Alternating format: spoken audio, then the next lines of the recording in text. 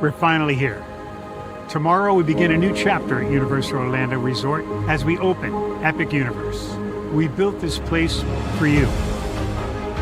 I want to thank you, our fans, for your love of our stories, characters, and immersive experiences that inspired this incredible place.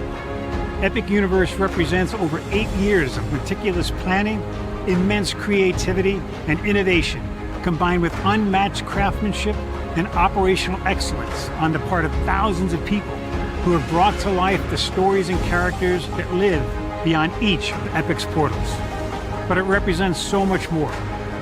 Your love of Universal and the deep connections we've shared together here in Orlando over the past 30 years inspired us to dream bigger and to push the boundaries to create something extraordinary for you and for generations of fans and families to come. And tomorrow, as we open Epic Universe, I can't wait for you to experience this place for yourself. Now it's your turn to step inside, to lose yourself, and to share this place with the ones you love most. As we open this park, we hope your world becomes a little more epic. Tomorrow, Epic Universe becomes yours.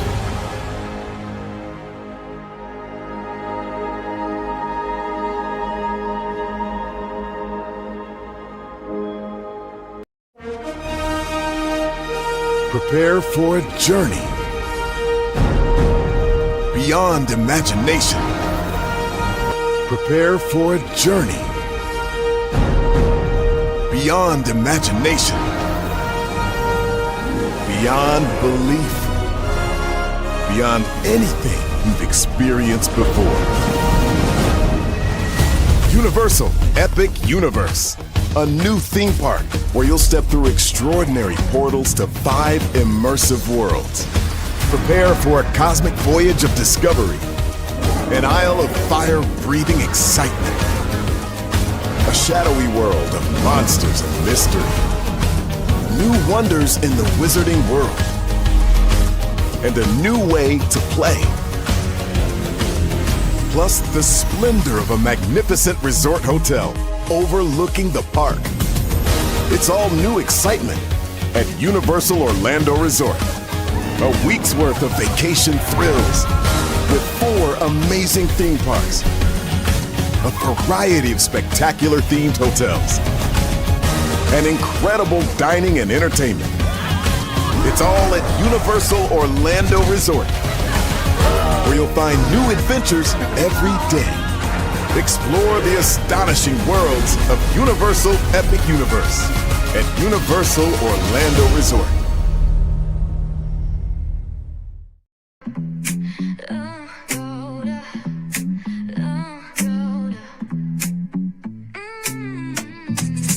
Lights go low, the city goes high. Stories untold under moonlit skies. Pray lonely, got the vibe, got the flow for the culture. Yeah, you already know. Turn it up, lean back, feel the breeze. Late night truths drifting through the trees. It's for the culture, by the culture. Pray lonely's got the soul to show ya. Breaking it down, lifting it higher. Feel the rhythm, spark the fire. Headlines flip with a soulful twist. Behind the scenes where the magic sits. It's the heartbeat of the now and the then, where the story starts and never ends.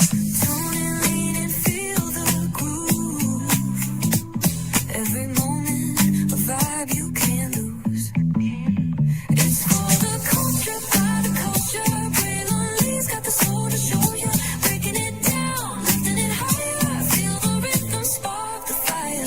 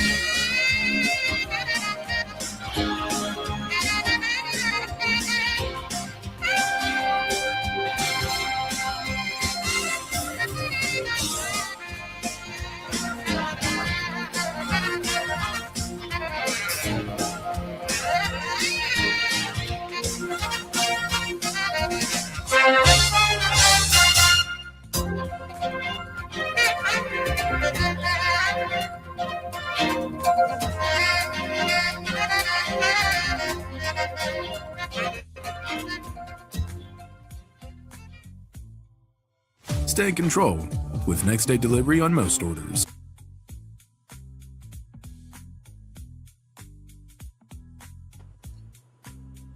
Now, wait one doggone minute. Hang on a second. This is not the 90s, okay? All right? This is not the 90s. Hello, you saw the thumbnail. You know my voice. Damn it, you know why you're here.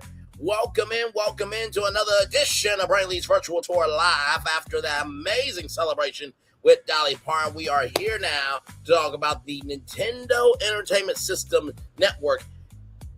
You see that virtual tour background? Yes, you do. You see that virtual tour background? Rather, yes, you do. You hear that virtual tour music? Yes, you do. And then there is me. Hey, everybody, welcome in. No, you're not watching ESPN. No, we did not travel back in time to the 90s. But for every ESPN, there should be a NESN. That's right. The Nintendo Entertainment System Network. Now, I told y'all that this had the energy of Grownelodeon, combined grown content and Nickelodeon, along with G4. Now, G4 was a network that covered video games, anime, everything in between. And I was playing around with this. I was playing around with this concept this morning. I was just like, yes. So let's zoom in on this. This is the old Nickelodeon Studios. So let's zoom in here. You see Mario is right there with the power-up star. And look at the logo and how brightly it shines. Like it's supposed to be there. I know. By the way, did I mention that these, will be rotating with what shows are available to be a part of live audiences with? And then, of course, right here, we're going to get into the programming. Don't you worry. But just look at the people. And then, of course, Super Nintendo World. This is so glorious. My heart can't take it. So you're probably wondering, how did I come to this? Well, everybody knows that the Nintendo Entertainment System was the game system back in the day, right? And when you think about the Nintendo Wii, it had Hulu, plus it had Netflix, it had the Everybody Votes channel, that was my dad's favorite channel, it had the Internet channel, it had the Nintendo channel, it had a little bit of everything, right? And you think about the Mii's, right? That was your virtual avatar, right? So think about Sims, but for Nintendo Wii, right? And so I was like, well, the Nintendo Wii should come back as a entertainment system, right? The Switch is the gaming system. The Wii is the entertainment system for Nintendo. You bring back all those channels, but I was like, it's got to be bigger, right? And so this is NESN. Now, of course, in order to really hone this in, we're actually going to watch a video about Super Nintendo World. For those of you who have seen the video before, just indulge me for a little bit, okay? Because we're all about brand immersion around here, okay? That's what we are about. So we want to watch this trailer of Super Nintendo World, okay? Universal Orlando Resort, okay?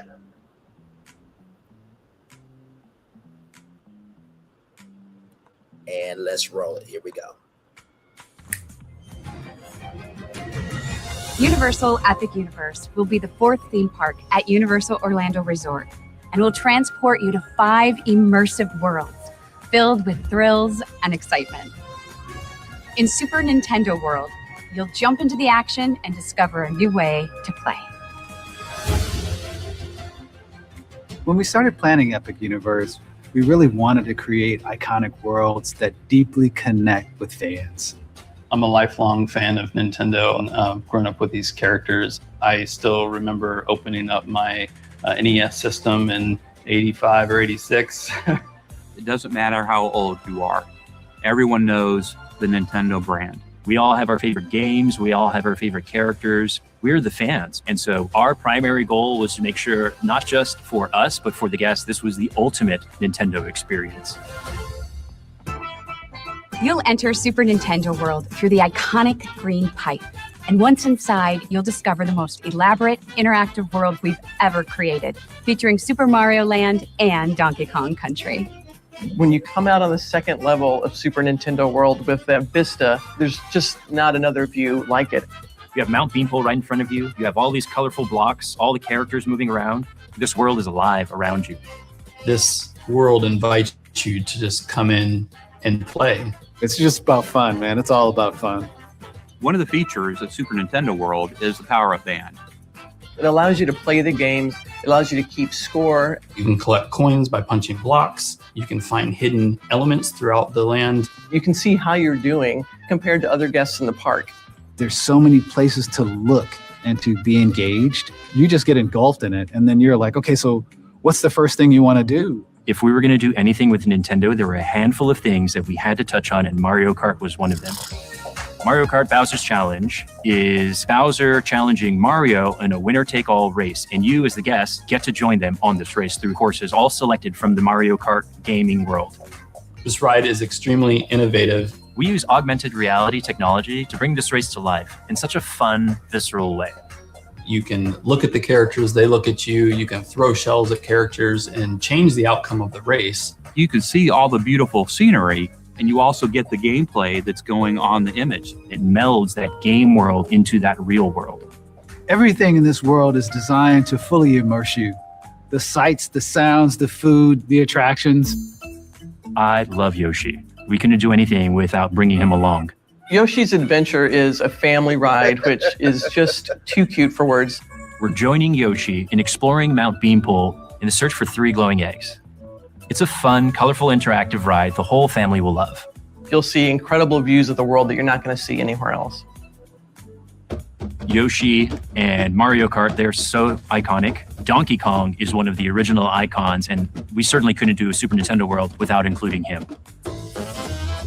Donkey Kong Country is a completely different landscape from Super Mario Land.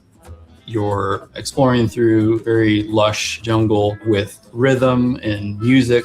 But the land really comes to life. When you see the mine carts coming through the land, it really looks like it's a runaway mine cart. Minecart Madness gives guests an opportunity to join Donkey Kong and Diddy Kong.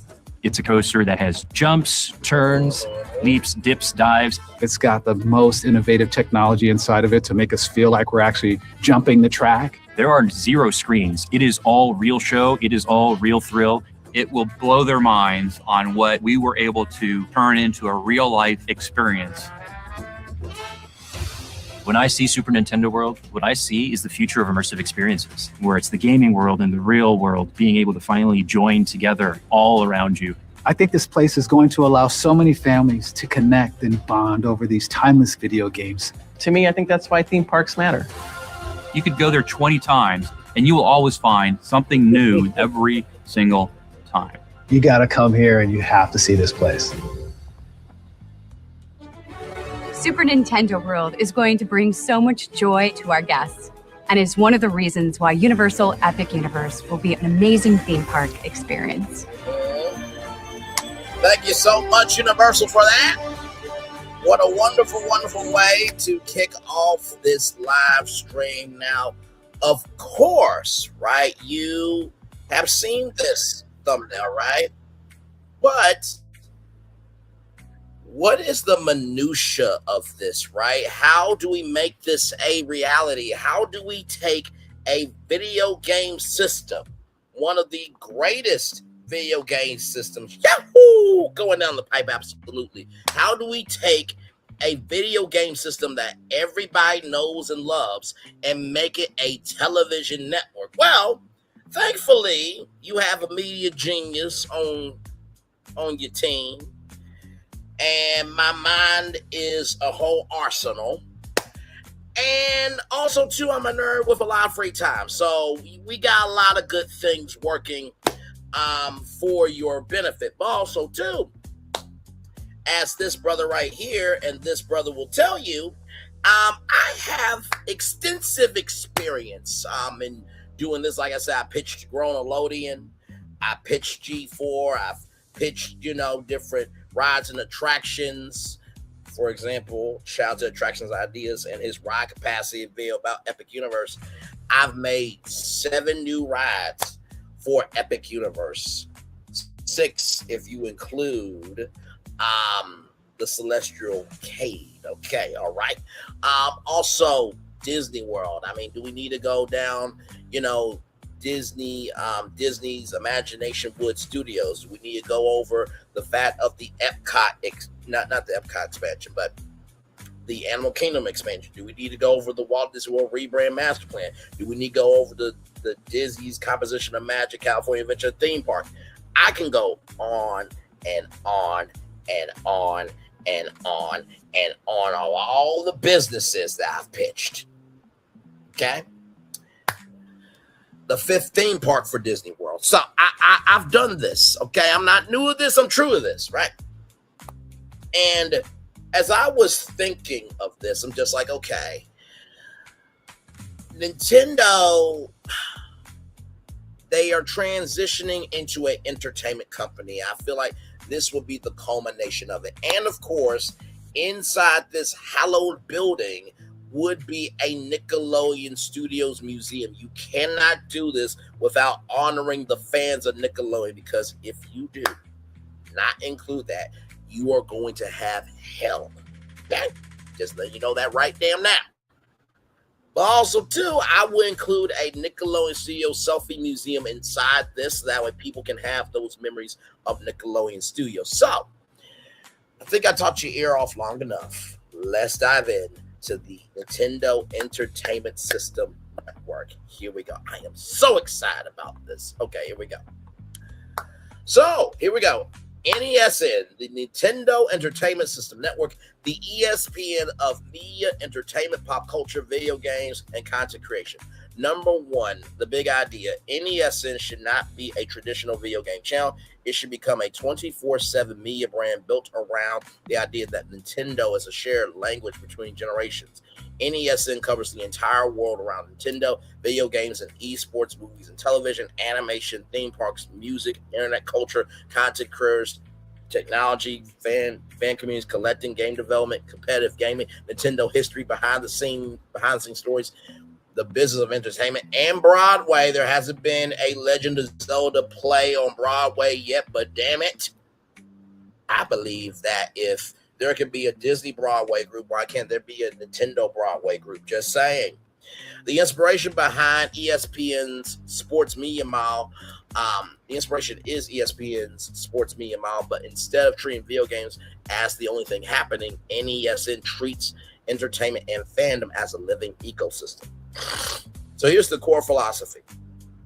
Sports have ESPN, music has MTV, news has CNN, Nintendo culture needs NESN, right?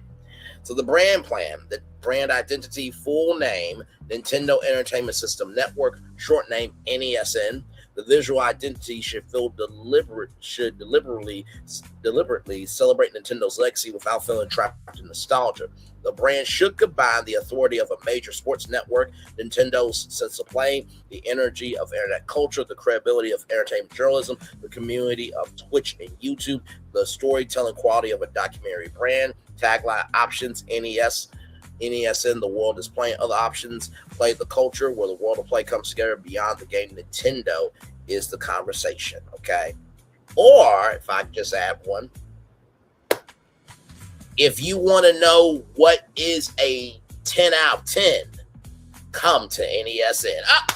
If you want to know what's a 10 out of 10, come to NESN. If you want to know what's a 10 out of 10, come to NESN, because 10 is in Nintendo. Let's just roll on, everybody.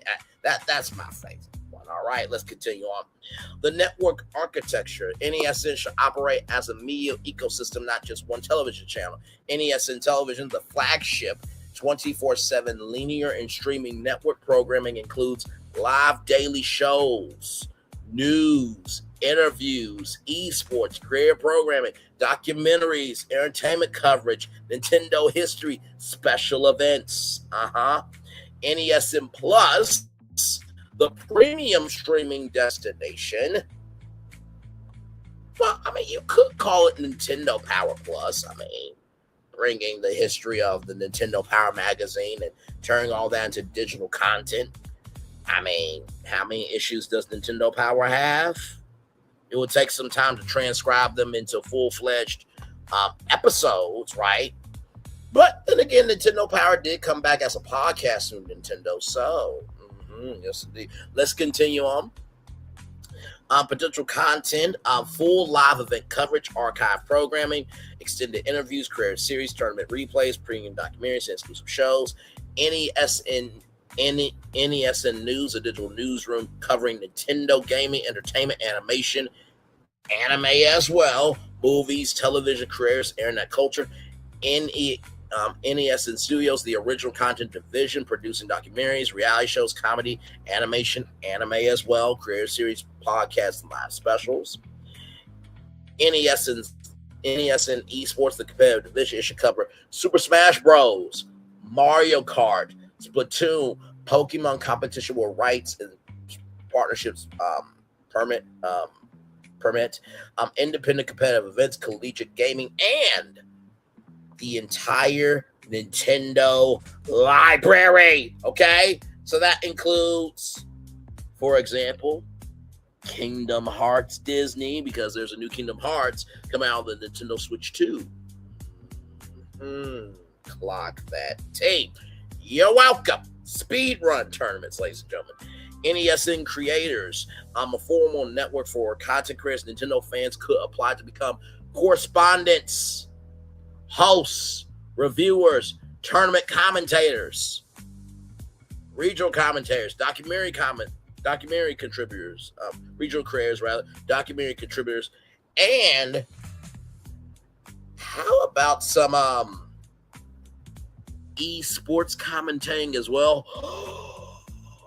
You don't mean Mario Kart Friday Night Live in the booth commentating? Oh yeah, we're talking about that type of job. Oh, Bray, don't play rather. Bray, don't play.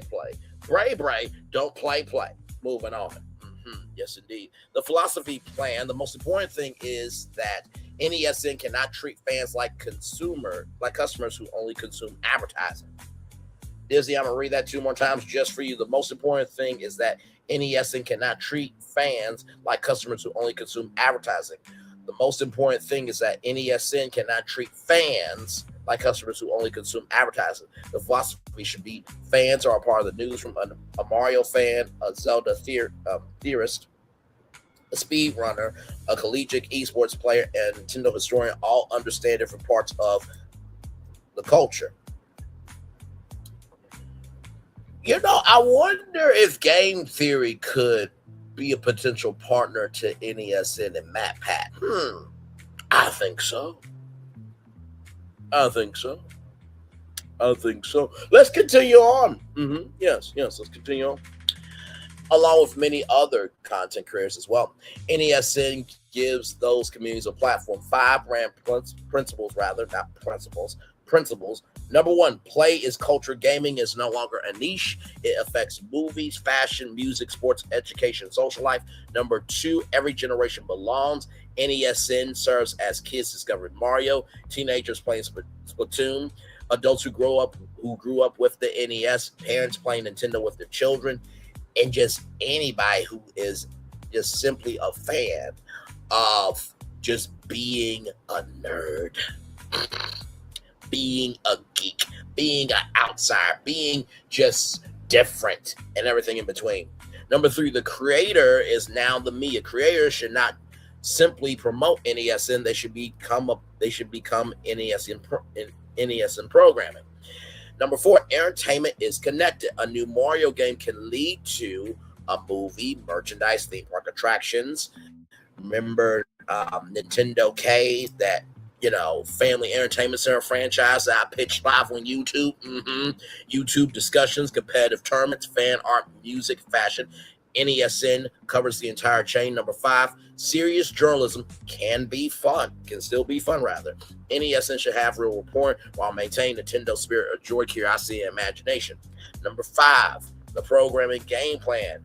Morning NESN AM, 7 to 10 a.m., a live morning show covering breaking Nintendo news, entertainment headlines, overnight internet culture, new game releases, creator news, box office, social media trends. Think Sports Center meets Today Show meets gaming YouTube. Okay. Then, of course, during the midday, the NESN Daily, 12 p.m., a fast-paced daily news program, segments, The Big Story, Nintendo Stock Watch, Creator of the Day, The Level of Report, Theme Park Watch, What We're Playing. Afternoon Creator Zone from 3 to 6 p.m. programming hosted by established and emerging content creators. Shows could include Creator Court, a panel, debates, fandom controversies, speed run, fast-paced entertainment and gaming news, the console couch. A group of creators discusses the week's biggest topics. Press start, a show where creators try new games and experiences. Prime time NESN Tonight, 7 p.m., the flagship nightly program.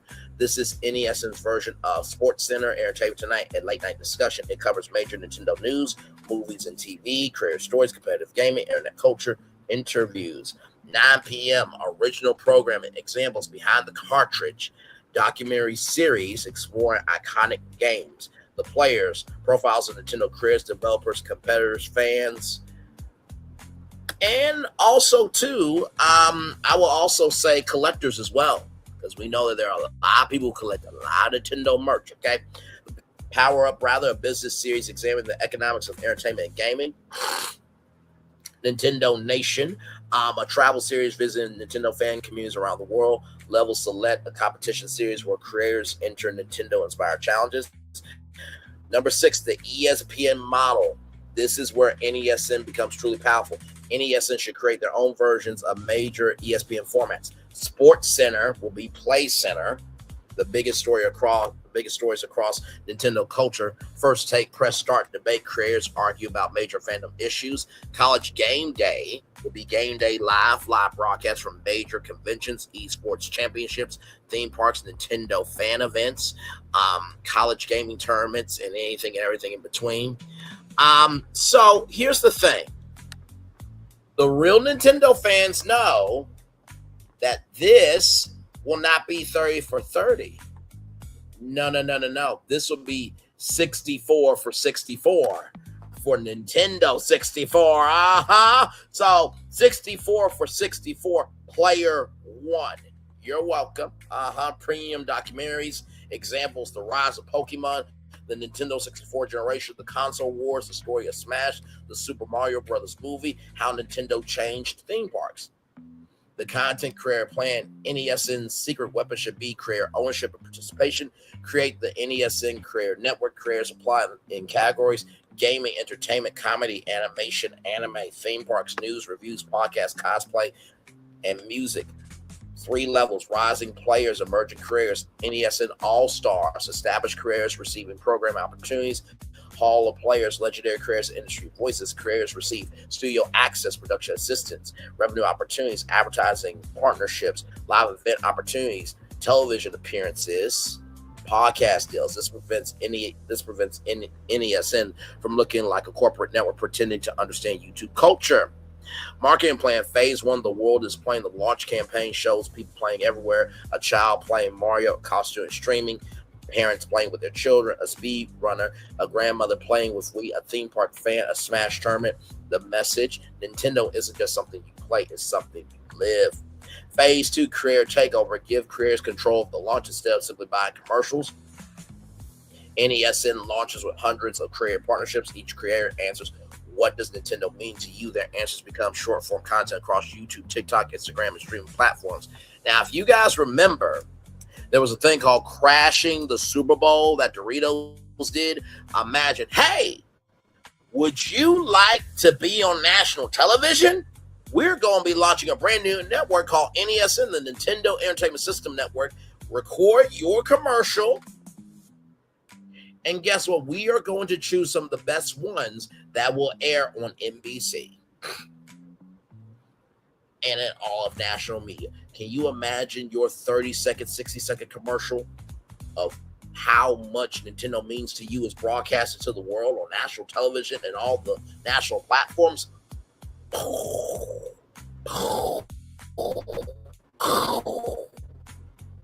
You're welcome. Moving on. Phase 3, live launch event, NESN Player One, a massive launch celebration, possible location, Universal Land Resort, New York City, Los Angeles, a major Nintendo fan event, programming, live shows, career panels, esports, music, movie announcements, Nintendo history exhibits, fan competitions, the marketing funnel. This is number 9, awareness, career partnerships, social campaigns, cross promotion, television advertising, participation. Fans can submit videos, vote on debates, enter tournaments, attend live broadcasts, join career programs. Community, launch NESN Player Pass, a free digital membership, benefits, exclusive content, event access, tournament registration, career voting, newsletters, and fan badges. Monetization later, introduce a premium membership with no ads, archive access, premium shows, early ticket access, exclusive live events.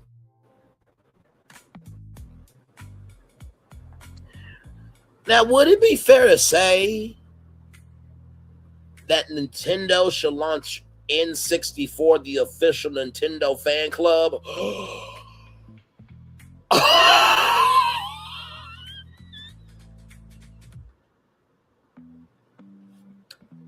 Bring your best lineage of linking cuss words together to me. Come on, give it to me. Give it to me. Give it to me. Give it to me. Yeah, I just said it. N64, the official Nintendo fan club.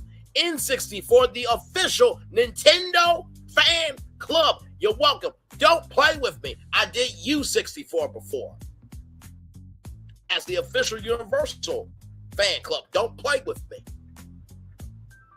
Don't play. Don't play with me. Moving on. Moving on. Moving on. The logistics plan. Headquarters NESN should have a flagship studio campus with a main broadcast studio, career studios, podcast studios, esports arena, virtual production stage, newsroom, documentary production offices, major operational hubs, primary headquarters, New York or Los Angeles, gaming production hub, Seattle area partnership opportunities because they are in Seattle, Washington, Orlando hub, theme parks, tourism, live entertainment, regional creator hub, small and partner studios across the United States. Of course, you can utilize smalls for that as well. Staffing structure, executive leadership, president of NESN, chief content officer, chief creative officer, head of news, head of career partnerships, head of esports, head of original programming, and of course a brand director as well. All right. Which, by the way, a chief brand officer would be the person that would make sure the brand is known globally, and the chief brand and the brand director will help give the brand direction of where they think it should go. Of course, there will be a brand marketing team inside this operation. Daily operation producers, journalists, researchers, hosts, video editors, social producers, community managers, tournament operators, critical team, a dedicated Nintendo standards and brand integrity team should ensure that the network's editorial voice stays energetic, but does not create unnecessary conflict with the Nintendo brand. Number 11, the event plan. NESN should not wait for Nintendo to create events. NESN should own original events. The NESN Fan Fest, the annual convention, NESN Game Day, live traveling broadcast, NESN Career Awards for Best Gaming Career, Best Entertainment Career, Best Documentary, Best Community Career of the Year, NESN Collegiate Cup National College Tournament, NESN Summer of Play, a summer-long tour. Okay? Not to mention, too, NESN Content Creator Cup. So follow me. If you are a casual gamer of Mario Kart, you can join a Mario Kart team and be a part of the NESN Content Creator Cup. Okay, so you ain't gotta be in college, you ain't gotta be a pro. You can be a part of this too. Okay, we're making it available for everybody. All right, here we go. Let's continue on. Revenue model, advertising, technology, entertainment, and gaming advertiser sponsorships. A show can have a major presenting sponsor without overwhelming the editorial product. Membership, NESN Player Pass Premium Tiers, events, tickets, VIP packages, convention revenue, career partnerships, revenue sharing agreements, merchandise, NESN apparel, collectibles, limited edition collaborations, licensing original documentaries in series can be eventually licensed internationally. 13, the ultimate strategic goal, NESN should not become a Nintendo Nintendo channel, it should become the media institution that documents the culture surrounding play. Nintendo is the starting point because it has one of the broadest multi-generational fan communities in entertainment, but NES's coverage can expand into the wider worlds of gaming, film, television, streaming, animation, anime, theme parks, music, internet culture, and content creation. The brand's ultimate philosophy is simple. ESPN covers what's happening around sports.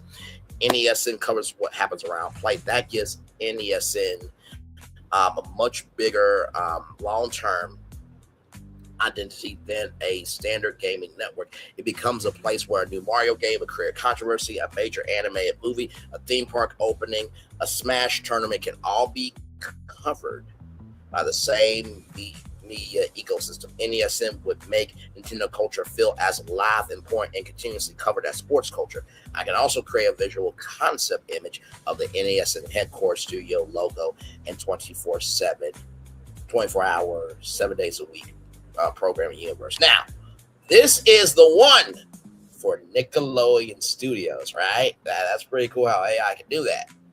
I got something even more for you.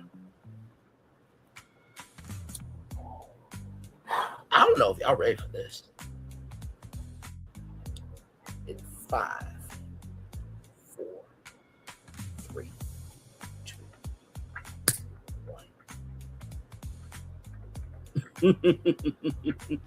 Let's look. I know.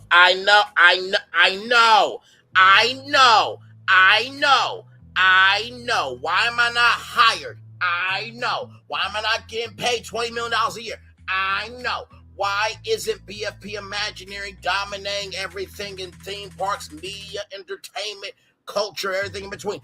I know. Now you're going to be pissed at Nintendo because you want them to make this now. I know. Here we go. NESN headquarters, Player One Studios, Universal Orlando Resort. By the way, I have to say, I really do like this nighttime version of the globe like this. This is very, very cool. Universal, just a little clue to you.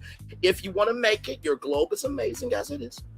The former Nickelodeon Studios, reborn as the home of the Nintendo Entertainment System Network, where the world comes together to play, create, and be a part of the conversation. So from Nickelodeon to NESN Player One Studios. And look at that. We got a little bit of a world of color thing going on here as you're walking into the NESN Player One Studios. Oh, it's so fucking glorious. So here's the logo. I know.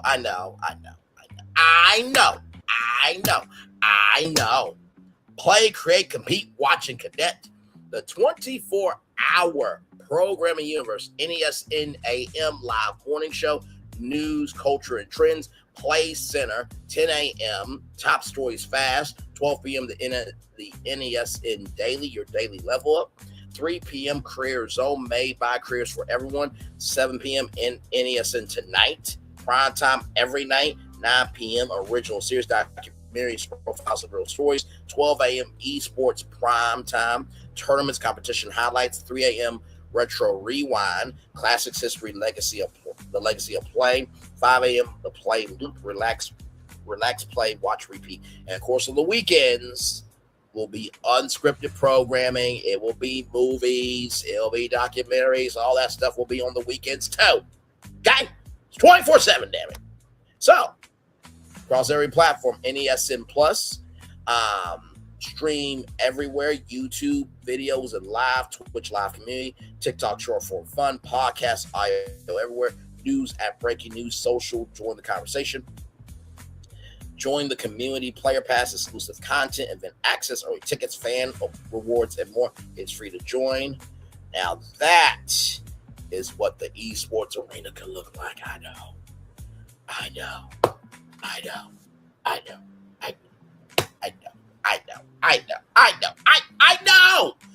You're going to be pissed at Nintendo now. Okay? But no hate to Nintendo. Just call me. Just call me. Okay? Play Center Studio, the heart of NESN. Okay? All right? Just call me. Yeah. Our pillars play is culture. Every generation belongs. Careers on the media. Entertainment is connected. Series, journalism, fun. Content that connects the worlds of play. Games, movies and TV, animation, theme parks, music, careers, esports, and community. Live from the heart of play, Universal Land Resort, Super Nintendo World, Epic Universe, connected to the magic of Universal Land Resort and Super Nintendo World at Epic Universe. Right here. One network, every screen, endless ways to play. I know.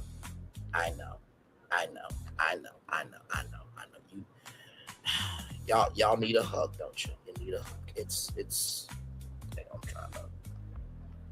I gotta refresh it. I know y'all need a hug. Come here. Bring it in. Yep. Come. No, hang on. I'm gonna get on the big screen. I know. It's okay. Cry on my shoulder. Yep. Yep. We're in this thing together. I know. I pissed you off. I know. I pissed you off very badly. I know. Yeah. I hope that hug was helpful for you, because that hug was for me too.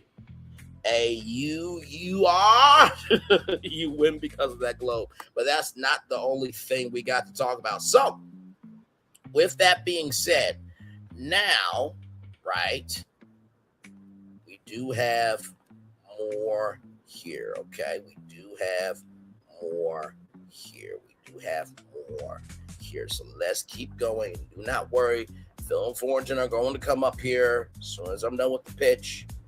Y'all know how we do. I do that because I want to make sure that you guys have all the details. Okay, here we go. So let's get back to this here. Yeah, they're there. It's okay. Yeah, they're there. I know.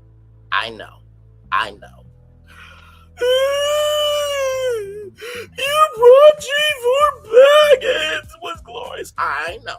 You brought Nickelodeon Grow content together. I know. But then you just ripped my soul out with idiots. Why do this to me? I know. It's okay. I know. It's okay. It's okay. It's gonna be all right. They're there. Everything's gonna be all right.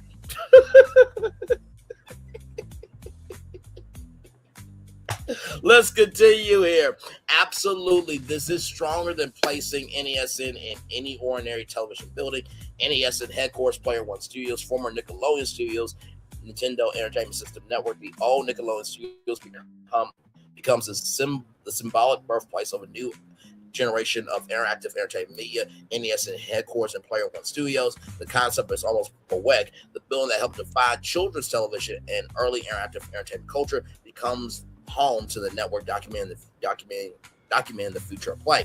The strategic advantage is enormous because Universal Orlando Resort now has Super Nintendo World at Epic Universe, where guests can experience Super Mario and Donkey Kong attractions, interactive play, and Nintendo-themed environments.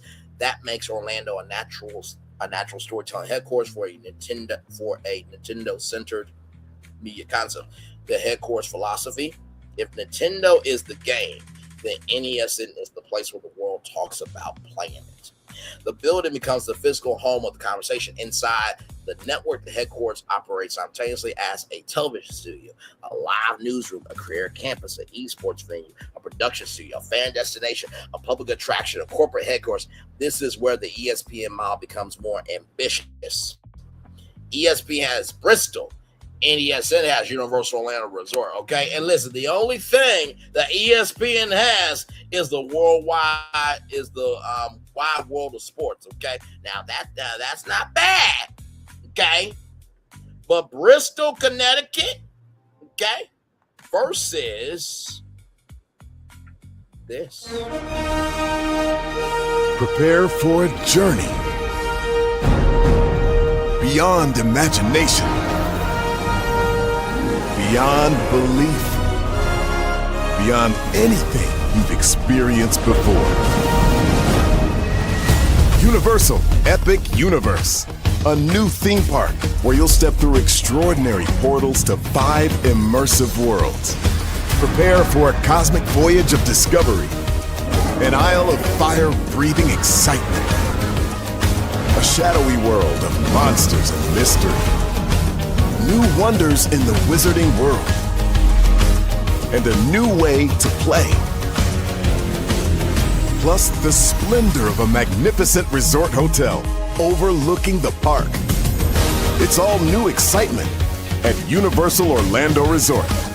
A week's worth of vacation thrills with 4 amazing theme parks, a variety of spectacular themed hotels, and incredible dining and entertainment.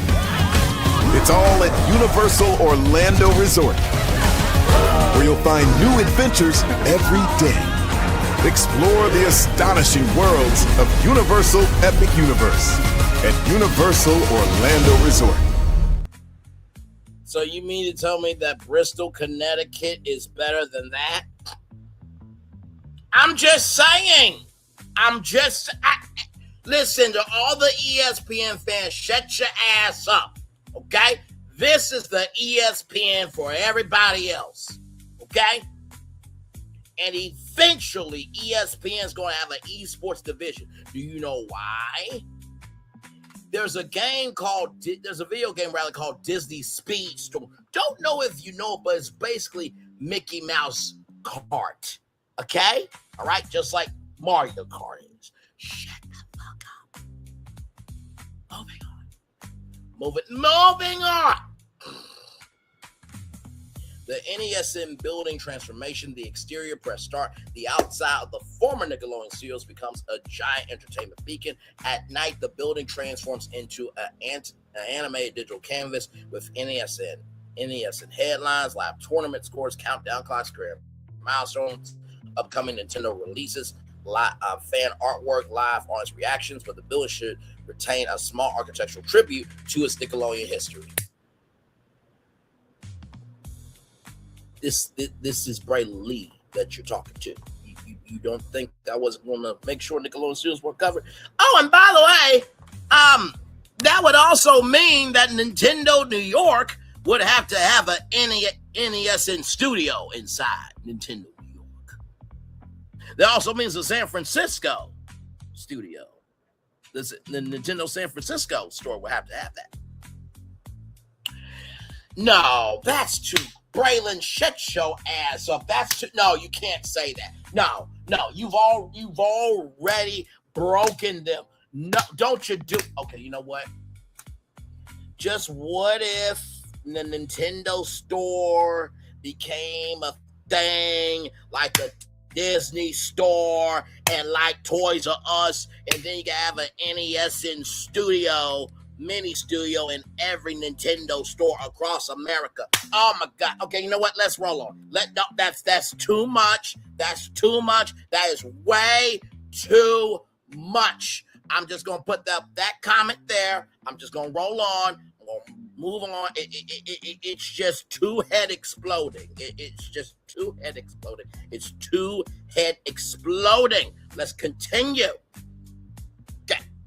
A permanent plaque could read, "This building was once home to the next generation of television. Today it's the home to the next generation of play rather.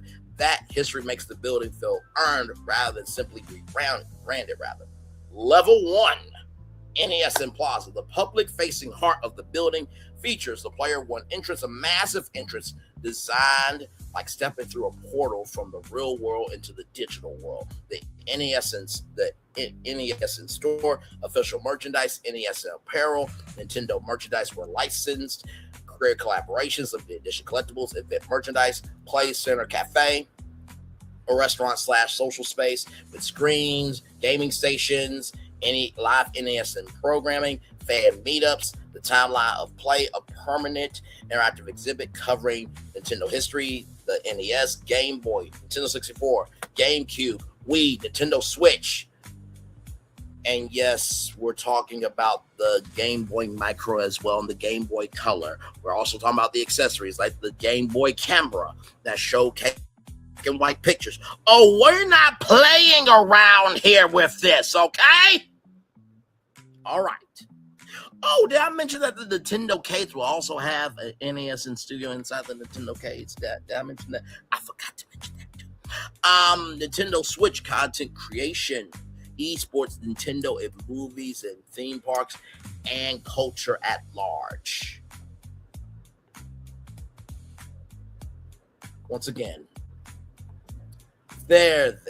Everything's gonna be all right.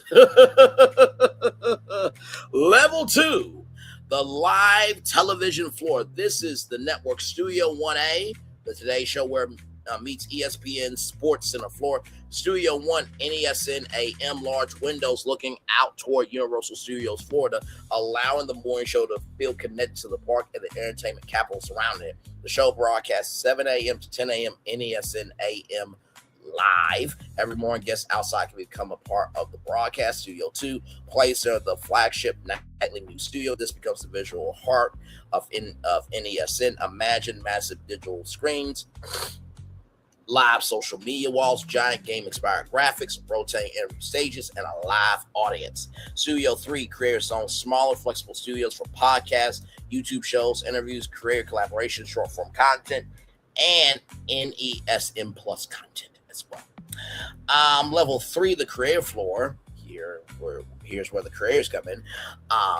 This may be the most important part of the entire headquarters, the NESN Creator Lab. Creators will see professional cameras, editing suites, podcast studios, green screen rooms, motion capture technology, augmented reality and virtual reality, live stream rooms, production support. A creator can fly into Orlando with an idea and leave with an entire season of content. What you say? What you say? What you say? What do you say? A creator residency program. Selected creators can receive temporary studio access, housing partnerships. Would that mean that you would be living on site at Universal Orlando Resort? I think that's what it means. Or maybe some apartments close to it, but I would just rather live at, Cabana Bay and just have Volcano Bay as my backyard for my residency. That's just me, production budgets, network appearances, mentorships, brand partnerships, and much more. The philosophy: creators shouldn't have to become employees to become a part of NESN. NESN becomes a platform helping independent creators level up without losing their independence. Level 4, NESN Esports Arena, a flexible live venue roughly holding 300 to 500 people. Events include Smash tournaments, Mario Kart competitions, Splatoon events, college competitions, career battles, and game launch events. The arena also broadcasts directly onto the network.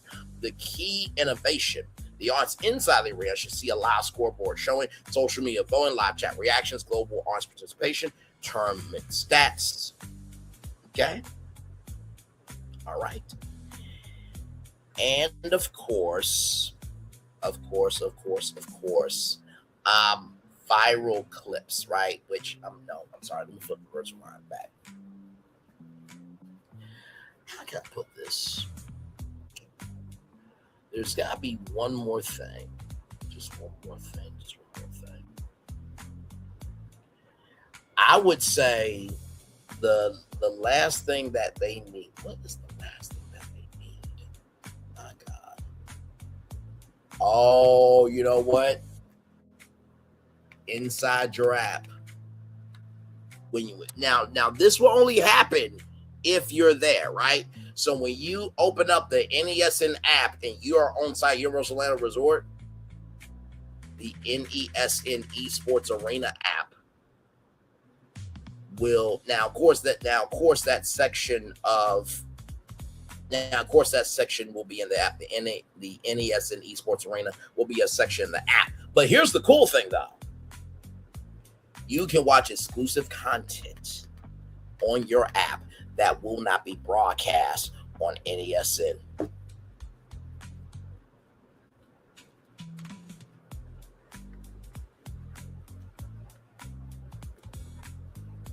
I know. There. Everything is going to be all right.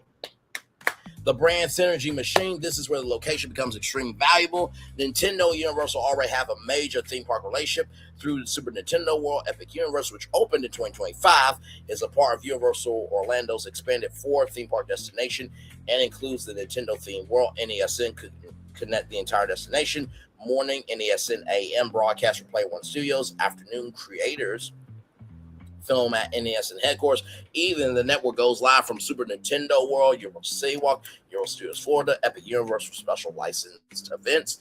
Major Nintendo release, NESN produces special coverage, fan events, creator reactions, documentary segments. Major tournament, NESN hosts the main event at Player One Studios. This gives the concept an important advantage. Nintendo exists at Epic Universe. NESN talks about the culture surrounding Nintendo at Universal Studios Florida. The two locations become a Nintendo entertainment corridor across Universal Orlando Resort.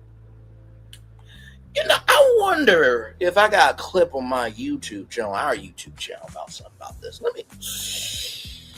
me see something. I think I might have some.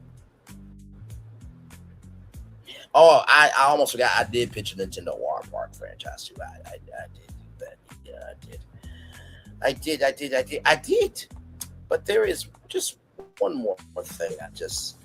Because I swear I thought I might have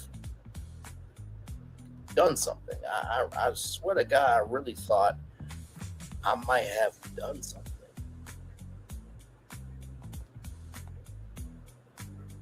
No, really. I just want to make sure that I'm not skipping out on anything. Let's see what this clip is here. Let's just see. Wait a minute. What? Oh my God. Play it. Variety of viewpoints together so that, you know, we're not having to do a big independent outside study to figure out what those desires will be. Customer's never wrong, right? Unless they say we hate their team, then they're wrong. They're rarely wrong, but if you read X comments, you might see that sometimes they're wrong. Maybe you disagree a little bit. We do love audience participation. We certainly are encouraging that as much as possible. So let's take a question from our virtual audience from the Q&A box. Braylon asked, with Super Nintendo World opening at Universal Epic Universe, would primetime Nintendo e-gaming tournaments ever come to NBC Sports or Telemundo? Very interesting question. Very interesting question. Let's scroll down. Yeah. Isn't it nice when you utilize your own content? Yes, it is. Isn't it nice when you're not getting noses from YouTube that you don't know how to create original content? And isn't it nice that you don't keep going back to the same broken, dilapidated, and wretched well that could poison you because of how the water is made? Isn't that nice? What do you all think about e-gaming coming to more mainstream television with Super Nintendo World opening up at Universal Epic Universe? I think primetime Nintendo e-gaming tournaments live on NBC and streaming live on Peacock would make sense. I would love to connect and make this happen. Let's go back to these people answering Braylon's question, shall we? Joaquin, we can start with you. They finished with Telemundo. I'm going to put you on the spot. Good. We're going snake around like yeah, we the can draft. snake around. I like it. You got first pick. Yeah, definitely something that we could explore. Yeah, for sure. Yeah, it's just such an interesting because it's not a traditional sport in theory of you get out and you see someone on a basketball court or even to the point of a Kentucky Derby, but it is something that gains a lot of popularity. And at the end of the day, I'd imagine if it draws eyeballs, it's still going to pay dollars and cents. Yeah, we've done a lot of esport, different platforms, Mhm. like Ron was mentioning, YouTube, Twitch, even taking them to non-traditional platforms like broadcast or cable. Sure, So yeah, always exploring. Sammy, do you have any thoughts on something Yeah, like no, that? same. Whether it's e-gaming, we've looked at, pickleball, drone racing. There's a lot of sort of, different new and emerging sports, and we really take each on like a case-by-case basis. And, who's the audience? How does that compare to our existing audience? Sometimes it's good to Now, have some- I want you to know something. You know where Studio 1A is? It's literally less than a 1-minute walk to Nintendo World and Nintendo New York. Literally a 1-minute walk in New York. Just want to add that. So while they're dancing around this question, which is a legitimate question, which is a layup, and giving them the green light to just go forth, prosper, and multiply, they want to be deaf, dumb, and blind. Not calling them deaf, dumb, and blind as individuals. I don't know them as individuals. But for a fan to say the quiet part out loud, and y'all can't just say, you know, yeah, we should get on the phone with Nintendo immediately. It's asinine. Let's continue on with these people answering Braylon's question. Some overlap. Sometimes it's good to have a totally new audience, and we really look at that.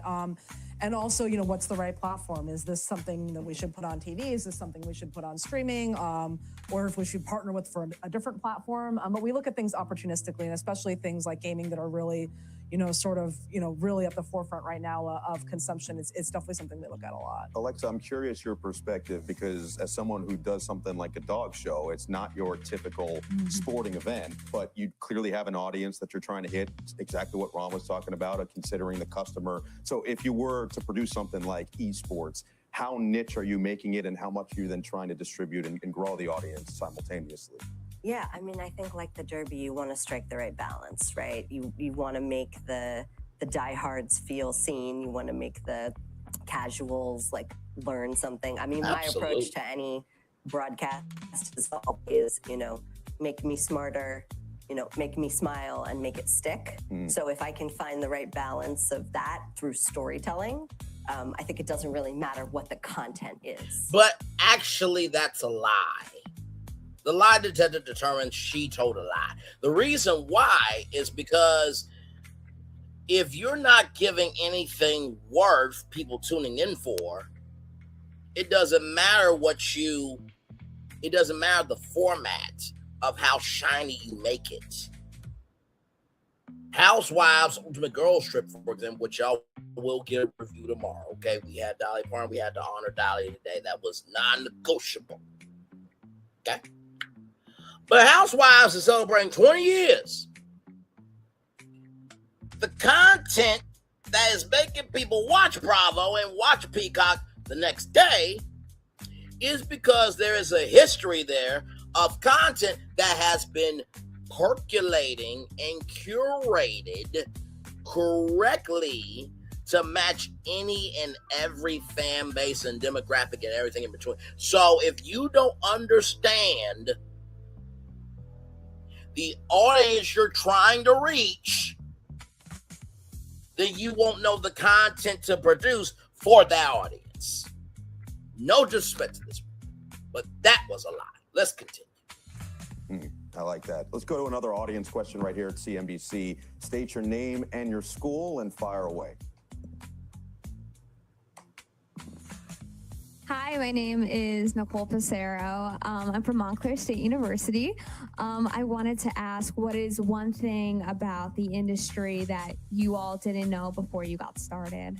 Oh, that's always an excellent question. Ron, we're going to start with you. I didn't know that content could be consumed, created, and edited from an iPhone, because the iPhone didn't exist when I started in the industry. So that's one thing I would say. And then I'll just use that to say I'm continually amazed and thrilled with how we are constantly evolving and pushing. And you mentioned Epic Universe in the recent question, and that's just a great example of the creativity of our company. I got a chance to see it about a few weeks ago, and a very proud moment to be a part of this company. It's awesome.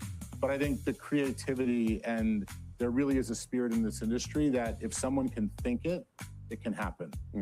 We do have an Epic Universe piece coming up later in the show, so that's always exciting. I like synergy. That usually is fun when it works out. Samita, what about you? What do you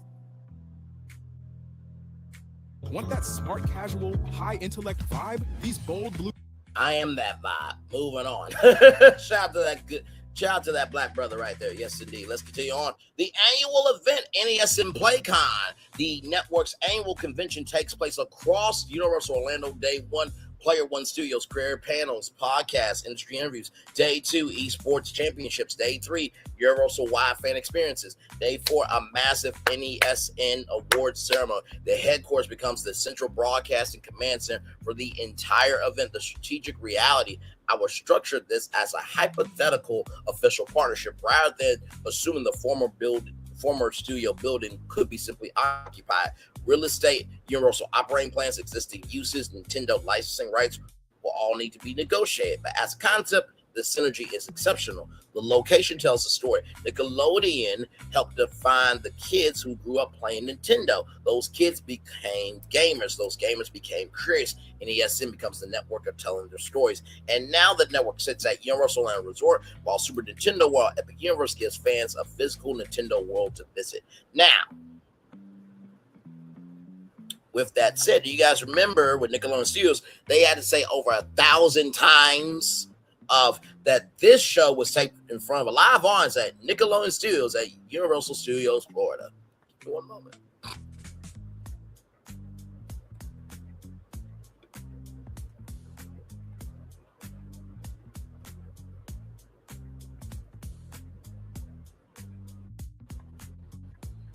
Just to show y'all. Although I think it might have been 500 times, but either way, I just want us to watch this just to show you that this can be done.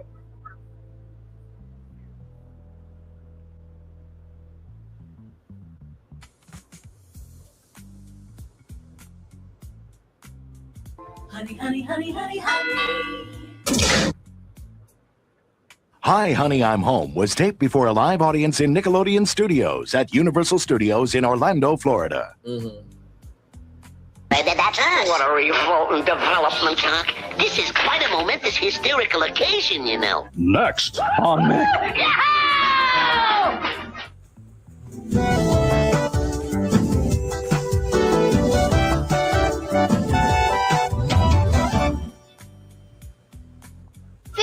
Is taped at Nickelodeon Studios at Universal Studios, Orlando, Florida. Yes, it was.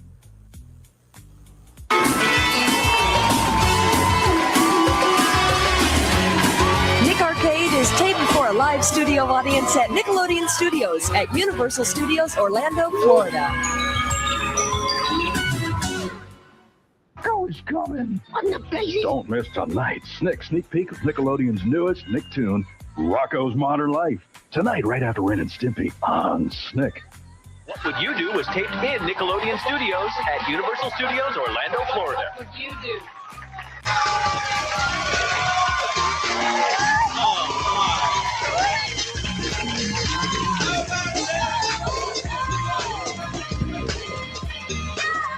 What Would You Do is taped in front of a live studio audience at Nickelodeon Studios at Universal Studios, Florida.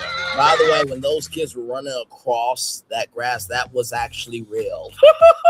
So all that grass was real. And by the way, this globe is no longer in front of the studio. Sadly, this was the old globe, by the way. And yes, this globe will come back. What's up? What's up? Now, stay tuned for Beetlejuice. Next on Nick. Nickelodeon Weedaville is taped in front of a live studio audience at Nickelodeon Studios at Universal Studios, Florida.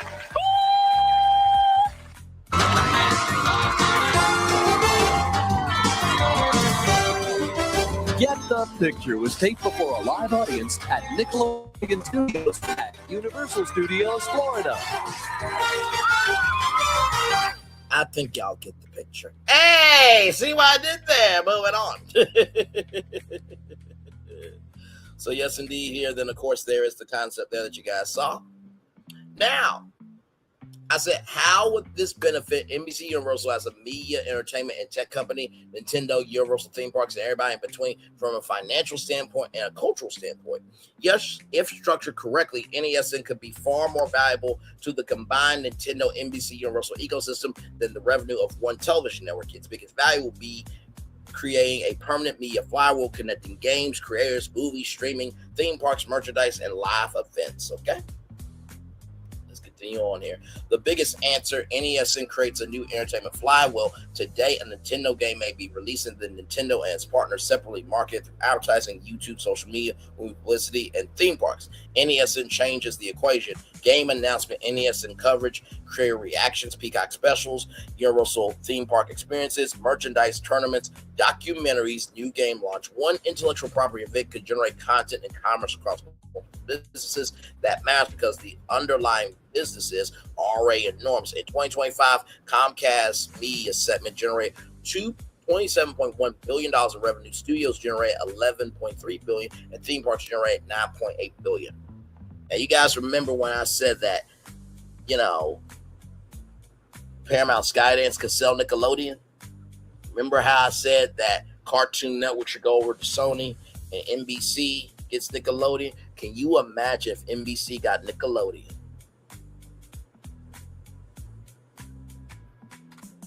And then they also create NESN. So you got NBC, you got Bravo, you have NESN, you have Nickelodeon, and you have Peacock.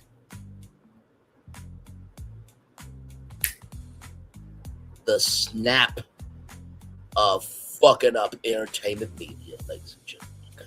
All right, moving on. So, my financial estimate for NESN, because NESN is a hypothetical new network, these scenarios are estimates rather than forecasts. Stage rather years 1 and 2. Annual NESN ecosystem revenue opportunity, $75 million to $200 million main source advertising, sponsorship, digital events, years 3 and 5, $250 million to $600 million media rights, advertising, subscriptions, career content, mature ecosystem, $750 million to $1.5 billion, media, events, consumer products, tourism, and licensing. Okay. Most important part, not all this revenue will belong to NESN itself. Some of its economic value will appear inside NBC Universal, Universal Orlando, Nintendo, and third-party partner businesses. How NBC Universal benefits financially. It creates a new media category. NBC Universal already has television, streaming, film, theme parks, consumer products. What it does not currently have is a permanent Nintendo Center culture and creator media platform. NESN could give NBC Universal a new audience acquisition funnel.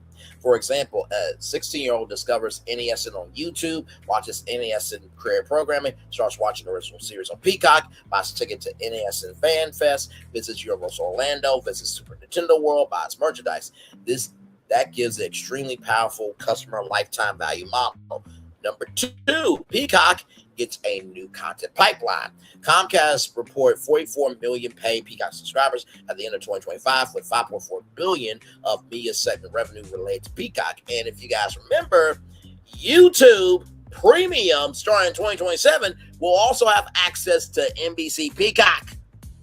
Okay? Now imagine if NESN was a part of it. NESN being part of Peacock content. Nickelodeon being part of Peacock content. Can you imagine YouTube Premium along with Peacock with NESN and Nickelodeon and Bravo? What the fuck? That's what we got going on here. Let's continue.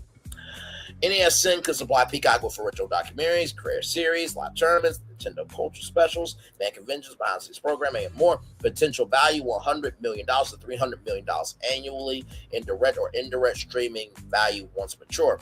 The number 2, the biggest benefit for Universal Orlando Resort. This potentially is the most powerful part of the entire concept. Universal's theme park segment generated $9.836 billion in revenue in 2025, up 14.2%, with the opening of Epic Universe helping drive growth in Orlando. NESN gives Universal something that most theme parks do not have: a 24-hour, 7-day-a-week, 365 days a year media organization, constantly creating reasons to visit the resort. NESN turns Universal Orlando into a media destination. Instead of simply saying, come to Universal and ride the rides, NESN says, come see a live broadcast, come meet your favorite creator, come attend a Mario Kart tournament, come attend NESN Fan Fest, come to watch a movie premiere, come participate in live podcasts, come to see a Nintendo anniversary special.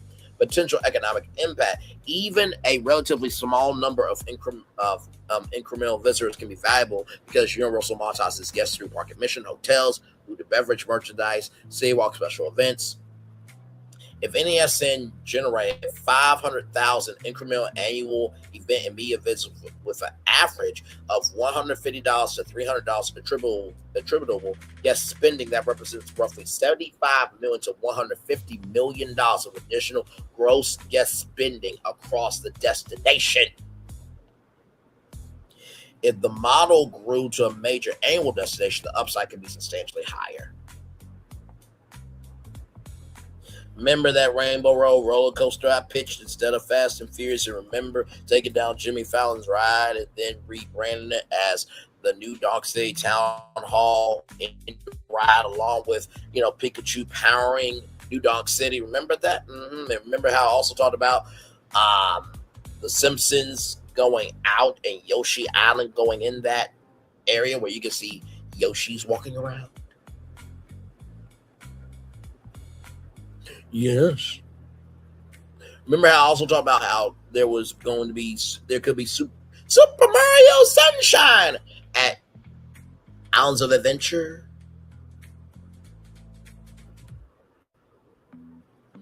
The system that Harry Potter's using, Universal will use that with Nintendo. Follow me here, people. Let's keep going, or let's keep it going. Nintendo's financial benefit. Nintendo will begin the potentially extremely valuable, a permanent media engine in the United States. Nintendo reported in the yen, right? Because yen is the Chinese dollar, right? $2.313 trillion in fiscal year 2026 net sales, nearly double the prior year's figure, while Nintendo Switch 2 hardware sales has reached 23.68 million units worldwide by June 30th, 2026. And imagine being able to watch NESN on the Nintendo Wii entertainment system and the Nintendo Wii U entertainment system and the little Wii Mini that will be coming back. And imagine you watching NESN on your Nintendo Switch, your Nintendo Switch 2. And why not bring back the Game Boy as a Nintendo Game Boy media player? Because now you going from a Game Boy to play games on to being, this is my Game Boy to connect with culture. We're just flipping things around there. That's all we're doing there. Yes, indeed we are. Moving on.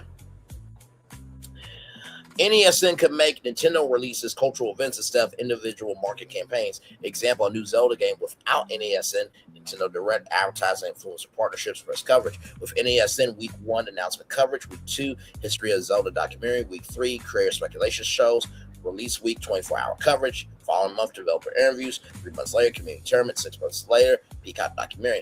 That keeps an individual Nintendo property culturally alive for much longer. Potential value to Nintendo. If NESN helped influence only a fraction of a percent of hardware sales, software sales, merchandise, theme park visitation, the commercial value could still reach tens or potentially hundreds of millions of dollars in annual incremental activity. NESN's larger value would be engagement, not merely direct sales. Nintendo has already demonstrated the scale of its franchises. As of June 2026, Mario Kart 8 Deluxe has sold 71.53 million units. Animal Crossing New Horizons 50.29 million. Super Smash Bros. Ultimate 38.4 million people. NESN will have an enormous existing cultural library to discuss. Why the former Nickelodeon Studios location would be financially smart. The building becomes a content producing asset rather than simply a television studio. One campus could simultaneously generate morning television, YouTube videos, podcasts, creative programming, esports, ticketed events, merchandise, commercials, sponsorships, corporate activations. A single production day could create content for 5 different platforms. The major advantage, one production expense creates multiple revenue opportunities. For example, a $1 million special event could potentially create a live television program, Peacock content, YouTube clips, TikTok content, podcast episodes, sponsorship, inventory, ticket revenue, merchandise. That is the business model that makes the concept potentially scalable. Number 5, the content creator economy could explode around NESN. This may be the biggest cultural benefit. NESN could become a bridge between independent creators and traditional entertainment. A small gaming creator could go from YouTube bedroom studio to NESN Career Lab, live event, television correspondent, Peacock special, major brand partnership. That creates an actual career ladder. Financial opportunity, NESN could share revenue with creators from advertising, sponsorship, events, merchandise, affiliate commerce, content licensing.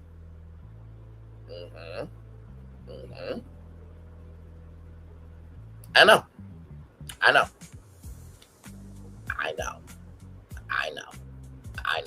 Instead of simply taking creators' audiences, NESN should operate like a career accelerator. This could eventually create hundreds or thousands of jobs across production, editing, journalism, event production, gaming, design, marketing, hospitality, technology. The technology benefit, NBC Universal and Universal will have the opportunity to make Orlando a major entertainment technology laboratory, which they were trying to do that with Nickelodeon Studios and be the Hollywood of the East. It was 70% of sound stages being empty in Hollywood right now. NESN could definitely boost Orlando for sure. NESN could test virtual production, AI-assisted translation, real-time interactive broadcast, cloud production, mixed reality, audience participation, interactive advertising, digital fan passes. Imagine watching NESN on your television and being able to vote for a debate, enter a tournament, buy a ticket, and unlock a Universal Orlando experience from the same screen. That would move NESN beyond being a television network. It becomes an interactive media operating system. Number 7, the cultural impact could be even bigger than the financial impact. The real cultural opportunity that NESN could create, something nobody currently owns, a mainstream gaming institution for gaming culture. There are gaming websites, gaming YouTube channels, streamers, esports organizations, but there is no single institution functioning exactly like ESPN for the entire broader culture of interactive entertainment. NESN could cover games, movies, television, theme parks, esports, podcasts, animation, anime, creators, fandom, business, and technology. Nintendo becomes anchor, but NESN becomes the cultural infrastructure. Number 8, Universal's biggest strategic win, the Nintendo corridor. This is why your headquarters idea is so strong. The former Nickelodeon Studios becomes NESN Studios, then nearby Super Nintendo World and surrounding both Universal and Resort. So a fan can experience 3 levels of Nintendo culture. Level 1, watch NESN. Number 2, participate Player One Studios. Level 3, physically experience Super Nintendo World. That's a complete watch, play, and create play ecosystem. Nintendo has explicitly described the strategy as expanding the number of people who have access to Nintendo intellectual property across a wider range of fields, including its theme park initiatives. Who else wins? Hotels and airlines. NESN events bring incremental tourism. Orlando, the city, gets another reason to position itself as an entertainment capital. Brands, companies can sponsor gaming, technology, entertainment, career, culture, live events. Colleges, NESN could build a major collegiate creator and esports ecosystem. Small creators access to professional infrastructure. Heroes will create for Nintendo. NESN becomes a real-time focus, identifying what fans are talking about before developing major experiences.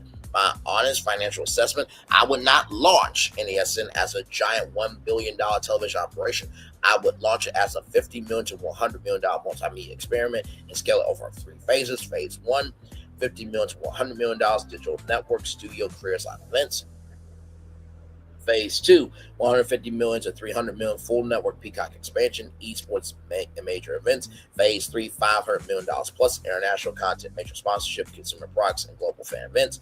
Long-term potential, NESN ecosystem revenue potentially $750 million to $1.5 billion annually. $750 million to $1.5 billion annually. $750 million to $1.5 billion annually. Broader indirect value, potentially several billions of dollars across Nintendo game sales, NBC Universal Media, Universal Tourism, hotels, merchandise, and consumer spending. That's why I think this concept could be much more valuable than a Nintendo TV channel. NESN could become the glue connecting NBC Universal's entire future entertainment strategy. And culturally, the biggest achievement would be giving generations of gamers and creators a permanent place to say, this is where our culture is covered. So, with that said, you also remember how NBC Universal wanted to get into buying a video game company? Yeah. So, with that said, if Phil and Florentin are still here, I will drop the link. That is everything, child. So, there it is. The Nintendo Entertainment System Network, everybody. Ta-da! Right there. That is the concept right there, y'all. So, like I said, I know I pissed you off with this one. I know, because you're gonna want Nintendo to do it now. Hi, good sir. Hello.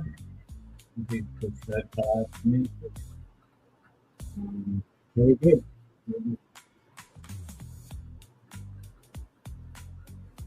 Thank you, good sir. So what are your thoughts on it? From the formation of it to how I looped it back to my clip when I asked NBC Universal of primetime Nintendo e-gaming tournaments, just the whole kit and caboodle. Mm-hmm. Yeah, that's a good utilization of material. Thank you, sir. Yeah.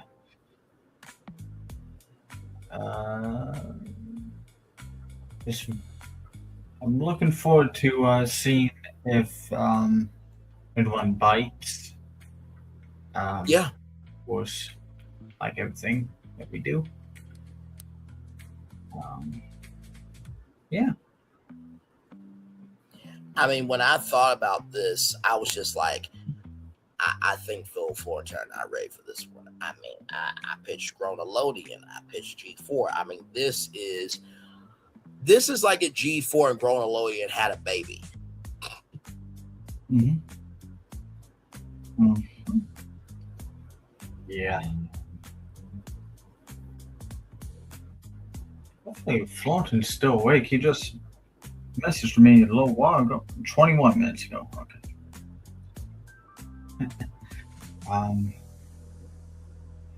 But it was a very good show. Thank you, sir.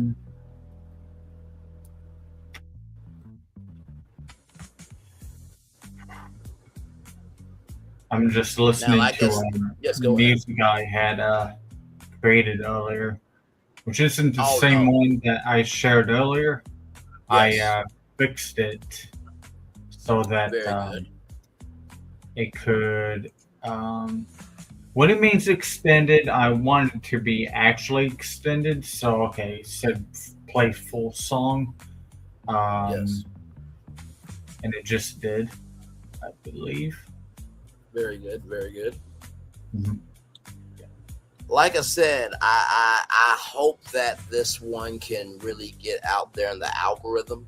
Hopefully, there is a Nintendo nerd that picks up this and they review it and they're just like, what the fuck? What the fuck? What the fuck? And they just have a good time with it as much as I did creating it.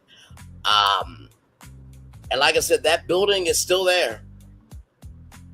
Oh yeah, I know. We were talking about what to do with it, yes, and that's where it all began, folks. By the way, I mean a year ago. I don't know if it was a year ago today. Whatever came first, it was Kronos Hotel or this. I think Nickelodeon was the first show.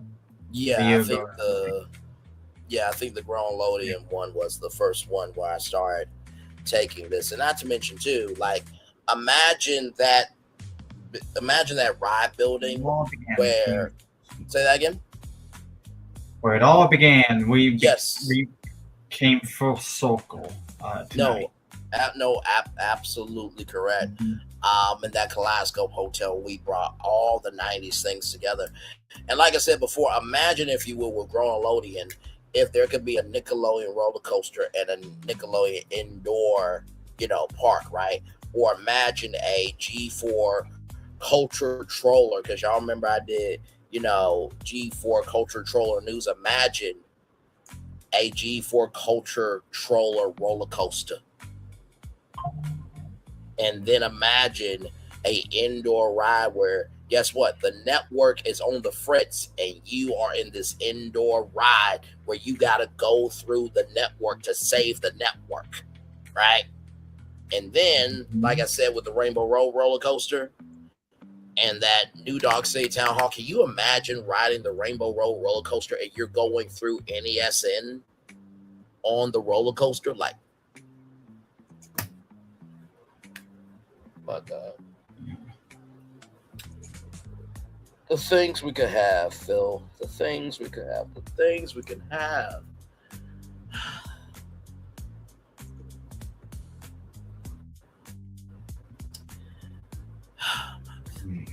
My God.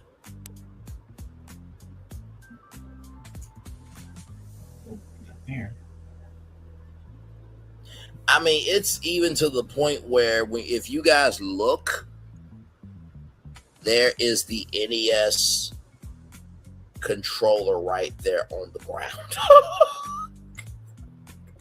Right. Like, they did not play. AI did not play when it came to this. Sincerely. I mean, it's to the point you still got the slime on the studio buildings, y'all. Like, this is just when this was presented, I'm just like, oh, y'all did not play with me. Mm-hmm. It's just so evolved. And I know for some of y'all gonna say, well, why isn't NESN, why doesn't it have the Splat logo and stuff like that? This is a different network. I would expect Nintendo to have this LED screen. I would expect them to. I would expect that to be a port. But you see how the staircase evolve, Phil? Look at that. Yeah. They can do Yoshi codes. They can do Wario codes. Like, that's a interactive staircase. That whole staircase could be an LED screen as well. I didn't know that. Yeah, I didn't really pay attention to that. It was just stairs. Shoot. And then that could be an LED screen there for headlines. Like, y'all, the possibilities for this is completely endless. And not to mention, this is the ESPN. Hey, beautiful. Thank you so much. Thank you. Love you. Enjoy this replay, Nikki News. And when you see that Dolly Parton show, just DM me. We'll talk. Your nephew cried today very hard. But he cried good tears. He really did. I think everybody got to see Braylon in a different fashion than most. So hopefully that shows y'all there is more to me. You know what I mean? So on this 1 year anniversary, we do have a song here. So is this a song you want me to play, or because I thought you had two different songs? Let me check here. Yeah, okay, yeah, that's the one. I was wondering, like, does he have a link to it? Yeah, go for it. Yes. All right. So here we go, y'all. This is my first time hearing it. So on our 1 year anniversary of BFB Imagineering, here is a remix of our original song. Here we go. Here's a remix of what was. Say again.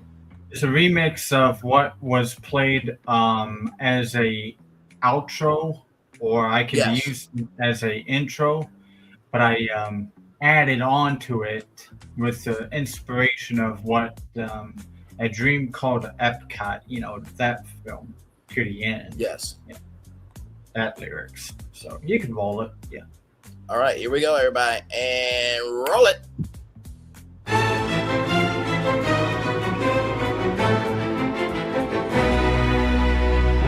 A brand new day, we bring forth our venture. Okay. Jazz hand energy, okay. BFP. Oh, a brand new day, we bring forth potential opportunity.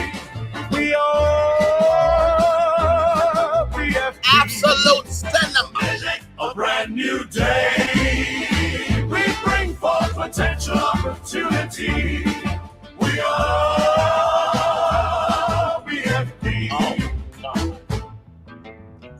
Welcome to another great episode, for therefore another Disney Disney episode to end its suffering from decades of bad decisions. Welcome to another great episode. Well, therefore, another Disney episode to end its suffering from decades of bad decisions. Good. No method in our madness. Just pride about our man manifesting it. PFP people are the warriors. PFP Imagineering is the battle. Welcome to another great episode. Well, therefore, another Disney episode to end its suffering. If willing to listen. Welcome to another great episode. Well, therefore, another Disney episode to end its suffering. If willing to listen. All this is so no good. method in our creative problem-solving madness. Yeah.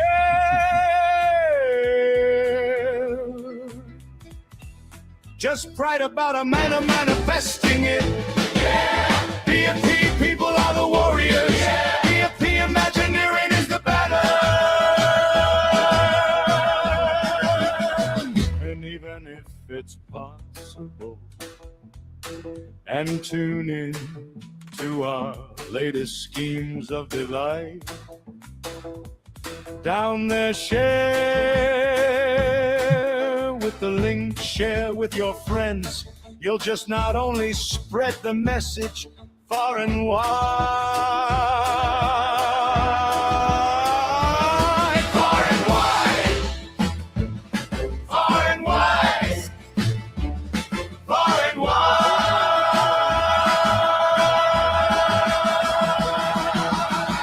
Welcome to another great episode. Oh, therefore another Disney episode to end its suffering. If willing to listen. Welcome to another great episode. Oh, therefore another Disney episode to end its suffering. If willing to listen.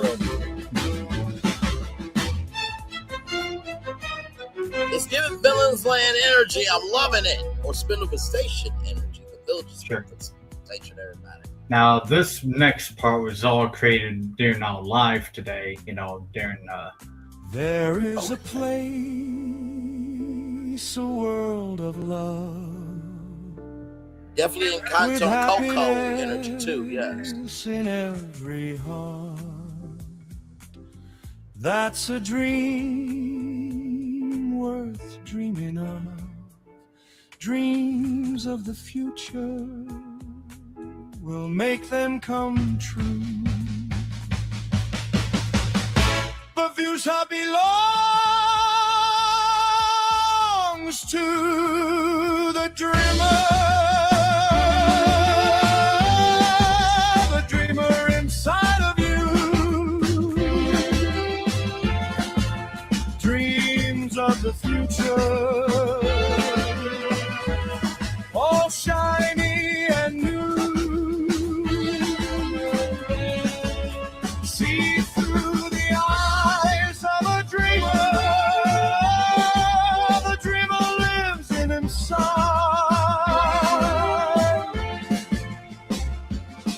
of you. I like that. There is a place, a world of love, with happiness in every heart. That's a dream worth dreaming of. Dreams of the future will make them come true. The future belongs to the dreamer. Good. The dreamer inside of you. Oh man, this is so good. Dreams of the future, all shiny and new. See through the eyes of a dreamer. The dreamer lives inside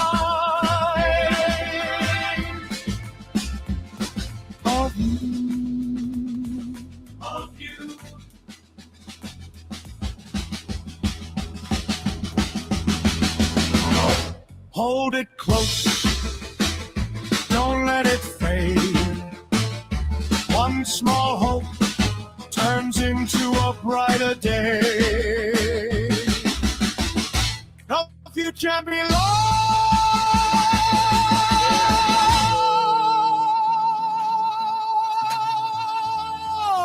to the dreamer.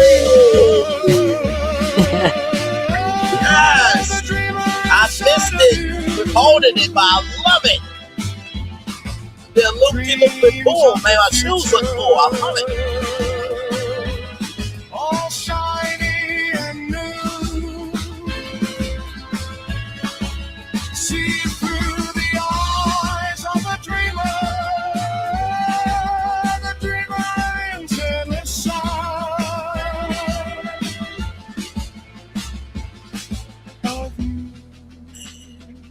Of you.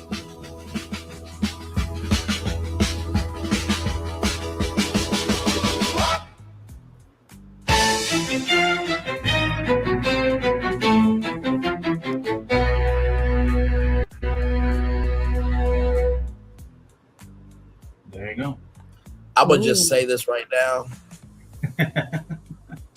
Fuck you. Okay? Disrespectful. That was incredible. Well done. Well done. Well done. Well motherfucking done, sir. This was Damn, that was good. Yes. This was Brian's moment here because I know this track because Phil shared it with me. I think it was like months ago, and Yeah, I showed you the first one? Like, but that was good. yeah, but I want to say when I first heard it, I was like, I cannot wait till Brian hears this. So yeah. Then I extended it while we were live. You extended it? Oh. Yeah, By the way, today. shout out to Suno. I have seen commercials for that. Suno, y'all are doing some good shit. If y'all can produce that, well done to y'all. For real. That was great. Yeah, they're good. Very good. You could. Suno is pretty much easy to use. I get a lot of ads on it on my YouTube here. Is it It's like free? you could do it. You could use your voice for instrumental tracks. Like you want to bet drums or the electronic. Synth to do something. Right. You will just instruct it with your own voice. Is it free to use at all, or? It's free.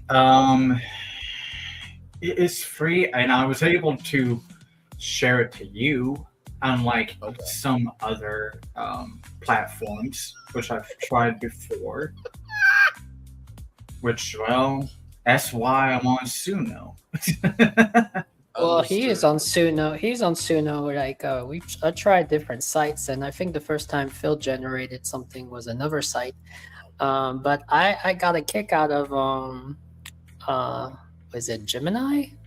Maybe it's not the free when it's free, but Gemini did some amazing. Some of my favorites, actually, some of my favorites intro or theme songs was made by Gemini. So. So the theme song that comes on for this show actually created through another platform. I think I sent it to one of y'all, but yeah, I had to pay for that one. But that track came out that good, so I didn't mind paying for it. Well, actually, no, because your track inspired me to go try to make my own track, and then after that, I think Phil got inspired to do one too. So. Yeah, I mean, I just said what's crazy by now is we already have a BFP Imagineering album because I think we have each top songs already. By the way, when we have our D23 pound, that's our walkout song. Okay, we're just going to that. That's confirmed right now. That's our walkout song. Oh man. What a day we have had today, y'all. Honoring Dolly Parton. Phil doing an amazing job. I mean, just if you missed that live, just know for the first 11 minutes, you're going to need some Kleenex. I'm just going to let you know that right damn now. Phil needed some damn Kleenex when he saw me. Believe me, you. And what you will see out of that live stream and what Phil magnificently done with Tian's Bayou Inventor. He made it all new. I mean, combining the old with the new, and it's just brilliant. Since Florentine mentioned about Gemini making music, here's some music from a project that I had done for coming up in 2028, which maybe there will be announcements of, somebody and his, wonderful girlfriend or wife. Just, you know what I mean. You know who I'm talking about. Mm-hmm. Yes. Mickey Mouse and Minnie Mouse. So you cannot create a song using specified copyright characters or names. I've created a triumphant song instead, and this is what I chose. And I did create a Donald Duck song later on, but this is what the Gemini had created. I didn't tell it to do this, but I don't remember too much how this went. But here we go. 100 years of happy hearts, a timeless tale that never departs. From a flash of ink, a world began, the greatest story in the land. Two true hearts, a perfect friend, a magic that will never end, a magic that will never end. Okay, Gemini, very well done. Yeah, no, not too bad. Yeah. That was pretty good. Not too bad at all. I just want very, very well done. To mention about that was the first time I ever made me a song. Yes. Yeah. No, it's very, very good. It's very, very good. Florentine, did you get the chance to see my? Well, I'll just show you here. Yours truly has taken Nickelodeon Studios to a whole nother level with this thing right here. The Nintendo Entertainment System Network. That's the old Nickelodeon Studios Nintendofied. And yes, Nintendofied is now a word, ladies and gentlemen. So,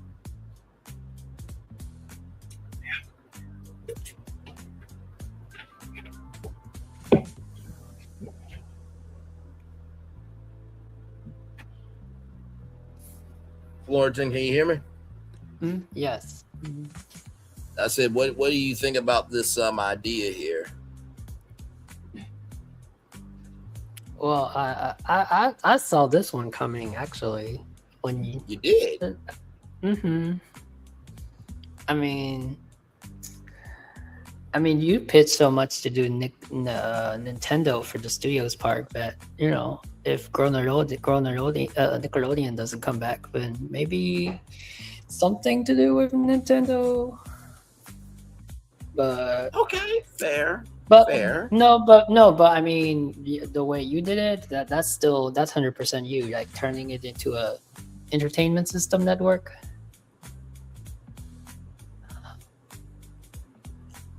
Can you imagine you walking up to this in Orlando? Like, just imagine right now, because here's the thing, right? This is a 24/7 network. So imagine, right? You're an employee, Florentine, and your shift starts at midnight, and you're just walking up to this just glowing red with all the LED. I like this because it's classic. It's like classic Nintendo. It's not like the immersive Nintendo world. Yes, you know what I mean, and not to mention too, like, just imagine this is where you work. You know what I mean? And then, of course, if you're working in the daytime, you can go Super Nintendo World right after you're done with work. Like, just...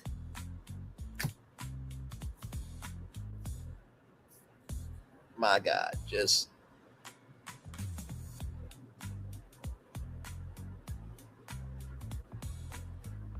I may just have a disclosure that you may have to pay extra if you want to have it, exactly tuned to your voice of what you want your instruments to do.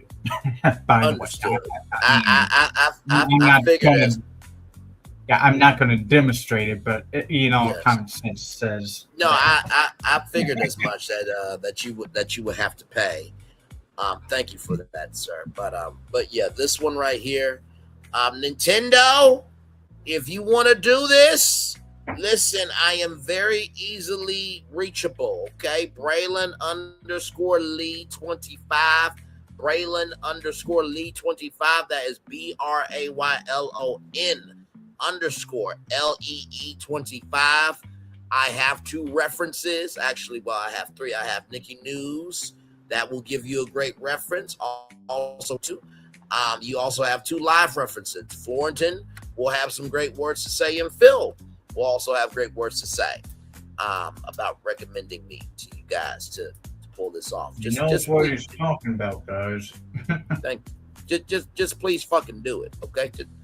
Just please. I pitched G4. G4 has fell on its ass twice, and I've resurrected it for the 3rd time to the highest glory that I can. I created an adult Nickelodeon network, which seems impossible, but yet I did it. And then to bring back the game system of game systems and make an entertainment network. Just somebody fucking use this building, please.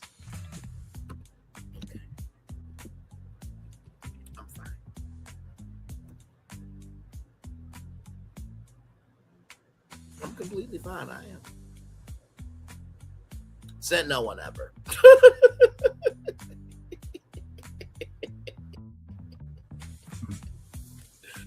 Oh man, can you imagine though? Imagine ESPN and NESN at an esports tournament.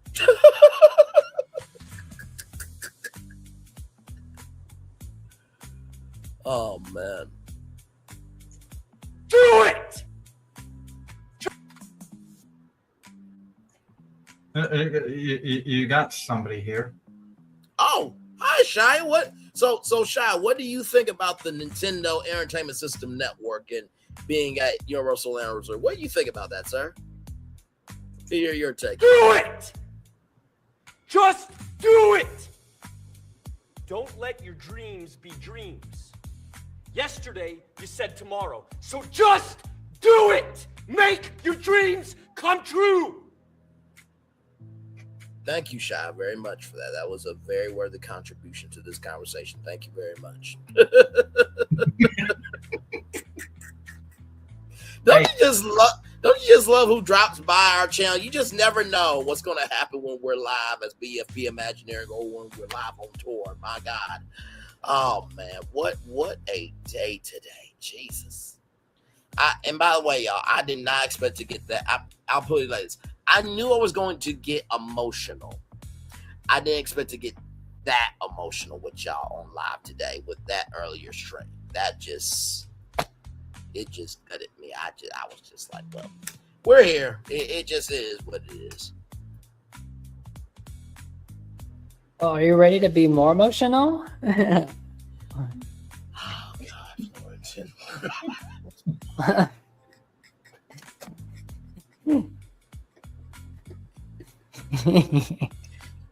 In the words of Ron Burgundy, I'm a glass case of emotion.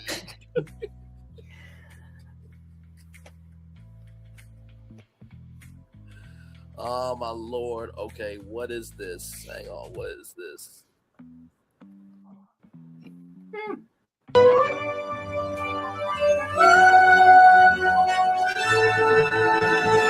See it in your eyes, a creative fire, a dream made in believing, taking us higher. BFP is celebrating one whole year, bringing forth potential, banishing all fear. We've just begun to dream.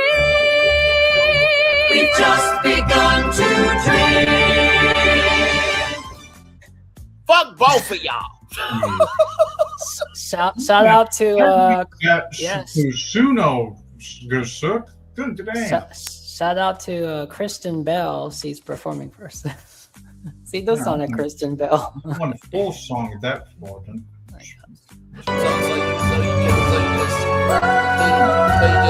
Future's calling. 1 year's blueprint laid the ground. A spark became a flame.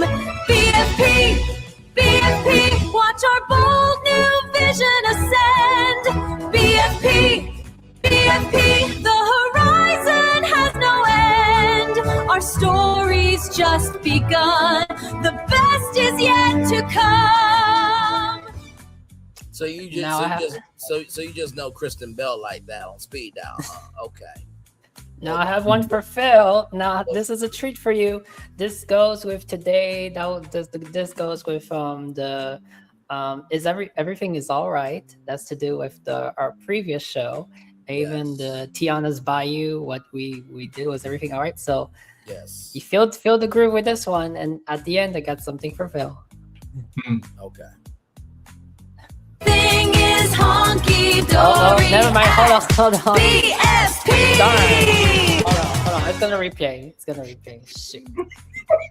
Sun is shining, ideas are bright. Everything at BFP just feels so right. Smiles all around, no need to frown. Best creative studio in the town. Even Tinky Winky's honky dory. Yeah, Tinky Winky's honky dory. Everything is honky dory at BFP. Oh my goodness. Everything is honky dory. Of course, Tinky Winky will come in our 1 year anniversary. Thank you so much for your contribution to our 1 year anniversary. Sincere, my heart is so verklempt right now. Sincerely, okay. Wow, that was the greatest song ever. In the words of Barbara Streisand, rather, I'm schwitzed. Okay, I'm schwitzed. Okay, I'm a little Jewish here. Okay, courtesy of Barbara Streisand. Yeah. Oh my Lord, just. I mean, it's been crazy. I got something more respective. Okay, understood. But like I joked with Florida, he just knows Kristen Bell on speed dial like that. Huh? Okay. I got. Look at that there. I There's a remember place, a magical space where it all begins. Early days. With your life as a guide, you light up inside and it starts to spin. I thought about you. Just close your eyes and dream of things to come. In dreams we make tomorrow. We've just begun. We've just begun. We've just begun. Open your eyes, a fantasy in time. Open your eyes to find a brand new world, a shining star.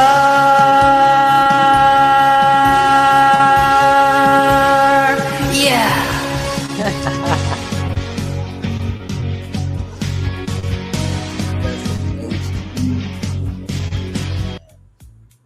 You know, that I will say that content shoot was a very long day for me.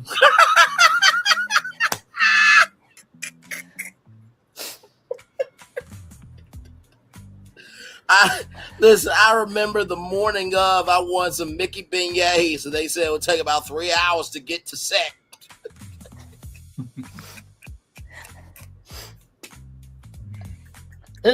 I remember making this image like really long months ago.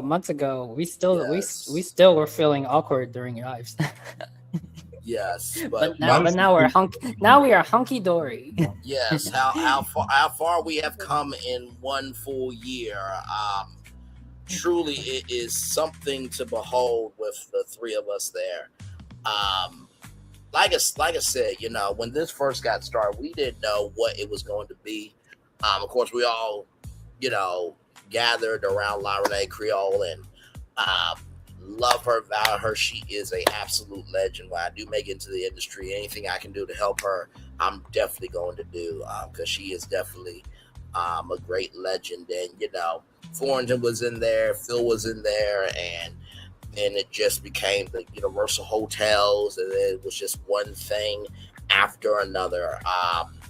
And just the fact that we've done this together. And I think it's crazy. I'm sorry. I just wanted to throw this out. I think it's crazy because our beginning was in the midst of Epic Universe. Yes. Right? So Yeah. Boom. Yeah. Massive Epic Universe and yeah. I mean, yeah. Yes, go ahead. Yeah, no, I mean we couldn't it wasn't before Epic.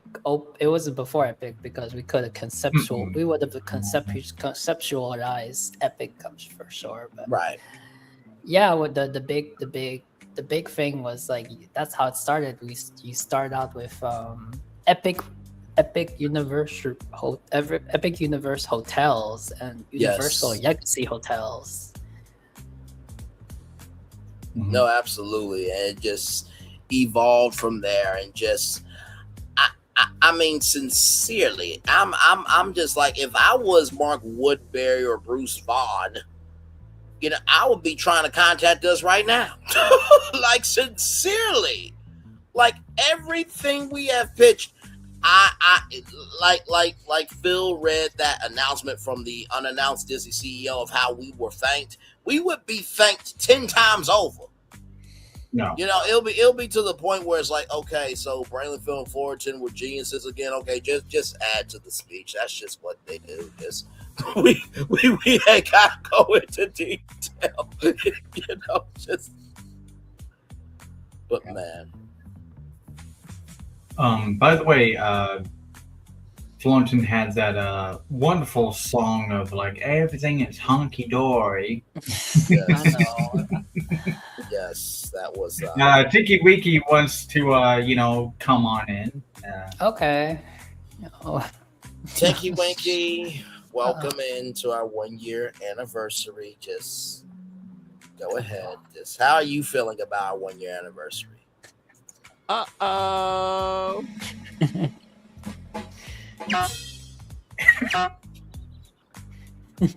You just that excited, you just fell down in excitement. Okay. Well, thank you very much for coming through our show. We appreciate you so much.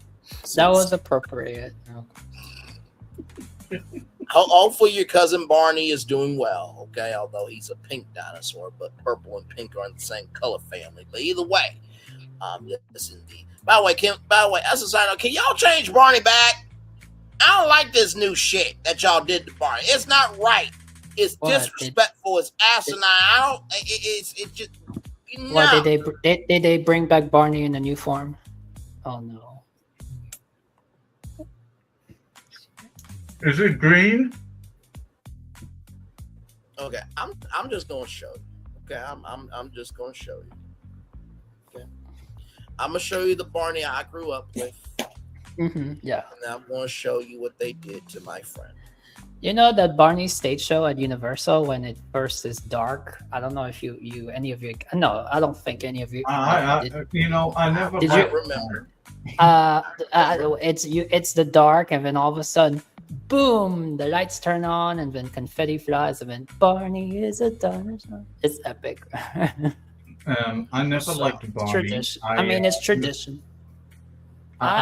One guy. You know, Barney was the very first cartoon, the very first TV show in America that I turned the TV on, and there was a episode where they saw Barney showing different breads, but different breads from all around the world. So, yeah, I would say that Barney is the very first American TV show that popped on the TV. So, right. Yeah. Now this is the Barney that I know. This is the Barney I know. I actually had the purple VHS tape. Yeah. This is not Barney to me. What the fuck did y'all do to him? Oh. I don't like this shit. Change it. Looks like Brian. I don't know. Just kidding. No, it's just it. Yeah, when I say it looks like Brian, I mean it doesn't look like Barney. That's what I mean. Okay. All right. I'm gonna let you live today because it's our 1 year anniversary. Okay. All right. I'm just gonna let you have that. That does not look like me. Okay.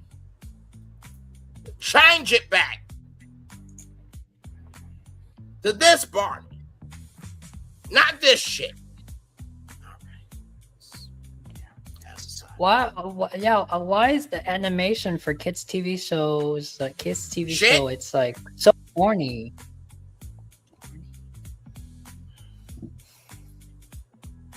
I'm just like, it's 2026. Like, do we not have?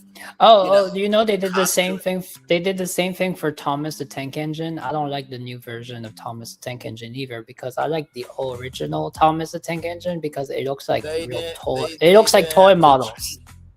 It looks like toy models, the old ones. They did. The new one is so. Change it. The toter style was almost like Mr. Rogers' Neighborhood, like in that style. They did. Yeah. Oh, yeah. See, sometimes if it ain't broke, don't fucking fix it. No, it's like back in the day. I don't know if they were really built models. They were models that they film over. I don't know. And now it's like they don't want to build models, so they just animation. But like, it's not great animation. You just really had to bring your friends, didn't you? You just had to bring. Okay, all right. Just go ahead.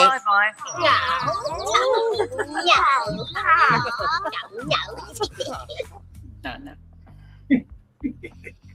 Y'all are human Care Bears. Just know that. I still love y'all, but y'all are human Care Bears. By the way, the son is now a mother with a child. Oh, I bet. Wow. Oh, by the way, they did bring back Teletubbies in the new version. Also, it's not as bad. Oh, really? I mean, I avoid watching this show along with Barney the Dinosaur. I mean, I was one of those kids that was cheering when that Jurassic Park is frightening in the dark. The Weird Al song had a music video. I could pull up a 1 second clip, but nah. When the dinosaur bites off Barney's head, because the dinosaurs don't act like Barney, so you got like a claymation Barney there in the music video. Dinosaur goes, eats his head, and he's still dancing. I was like, "Yay, Barney is no longer here." Yeah, take that, Barney.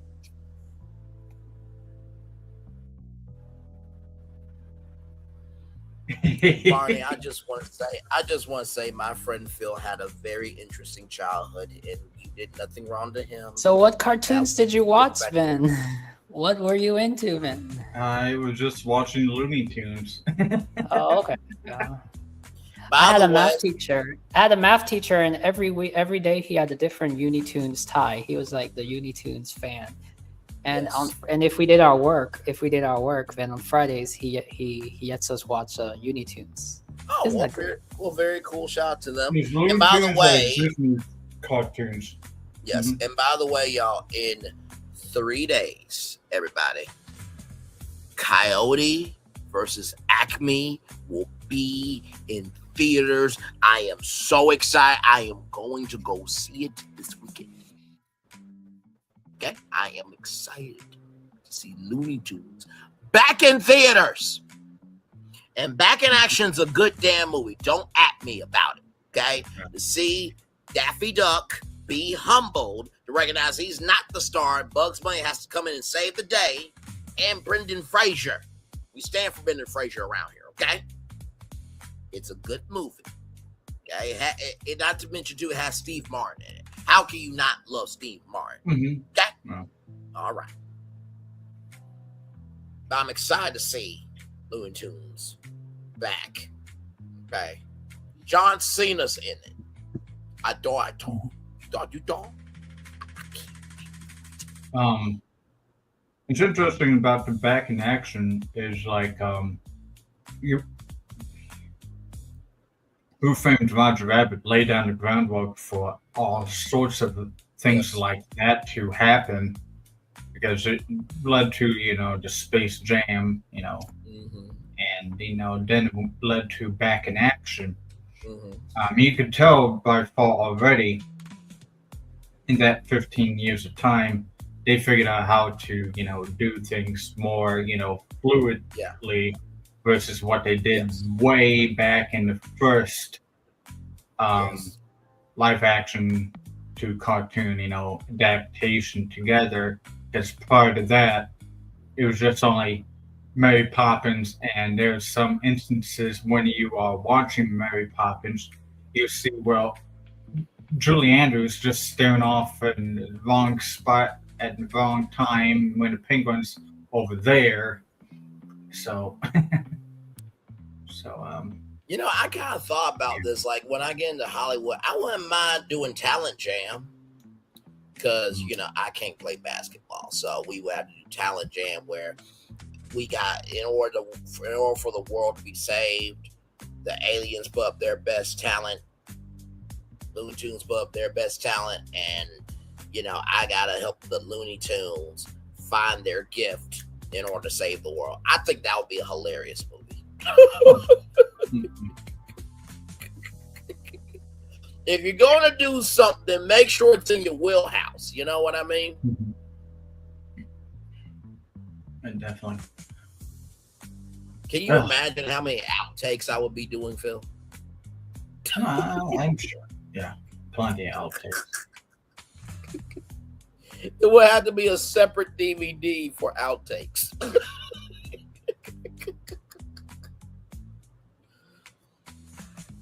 Braylon, you can't say that. Oh, damn. Okay, well, I mean, y'all can cut it out, right? Braylon, you know how expensive filmmaking is. You're wasting film. Yeah, that's what I loved about owning physical media and having bonus features on there, because there was always outtakes and deleted scenes. Yes. It's either I like outtakes or deleted scenes. Yeah, Yes. that's my most favorite part about purchasing a DVD. And of course, not to forget the director's cuts too. I will say that in this director cuts, yeah. I will definitely say that we have done something quite amazing with our content in a very, very well done fashion. So give me one moment here, because we have pitched a lot of Disney stuff, and it was so good to the point where you just wanted to put this on to just get to our concepts. This Disney DVD is enhanced with Disney's Fast Play. Your movie and a selection of bonus features will begin automatically. To bypass Fast Play, select the main menu button at any time. Fast Play will begin in a moment. We're the Disney Fast Play of entertainment for Disney to rise up again. And so we subject this before any concept of our videos. Yes. Brian, can each of us, every time we watch one of each of our videos, like we hold the remote, like ready to click? Oh my God. Yes. This BFP Imagineering concept is enhanced with Disney Fast Play. Ooh, that's a really good idea. I wonder if I can trick the Grok to do that. Dang it! Your great concept, along with a selection of bonus features from Brandon Phil Ford and BFP Imagineering, will begin in a moment. To bypass Fast Play, hit the main menu button. Fast Play will begin in a moment. If I can make it happen, make the 10-second video or something. Ooh, that'd be great. That's all I need. Oh, man. Okay. Yeah, next time. Actually, next I have a show recorded already. I have a show recorded already. It's like a short show. It's just about what the concept is, and since it's already recorded, like even you do a live and then you just pop it up on the screen and then you play that fast play. There we go. We're fast playing into the concept. No, absolutely. And by the way, y'all, our ideas are so good.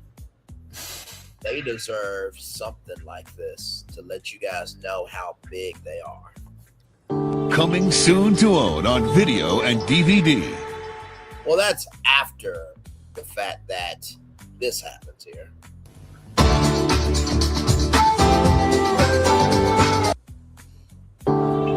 Coming soon to theaters. We present theater concepts, ladies and gentlemen. That's what we do. Yep, that's exactly what we did. Can you imagine if BFP Imagineering was a whole series and we had 5 seasons of BFP Imagineering and everybody went out to get the physical media of BFP Imagineering with bonus features of us just shooting the shit of BFP Imagineering Director's Cut? Oh my God.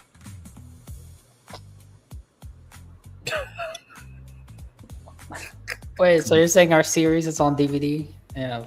No, I'm just saying if we got to the point where we actually did a TV series, right, and we had 5, we did a show for 5 seasons, right, and season 1's out on DVD, 2, 3, 4, and 5, and each season had bonus features and director's cuts and everything else about our episodes. Can you imagine people going out just to get DVDs of us pitching concepts?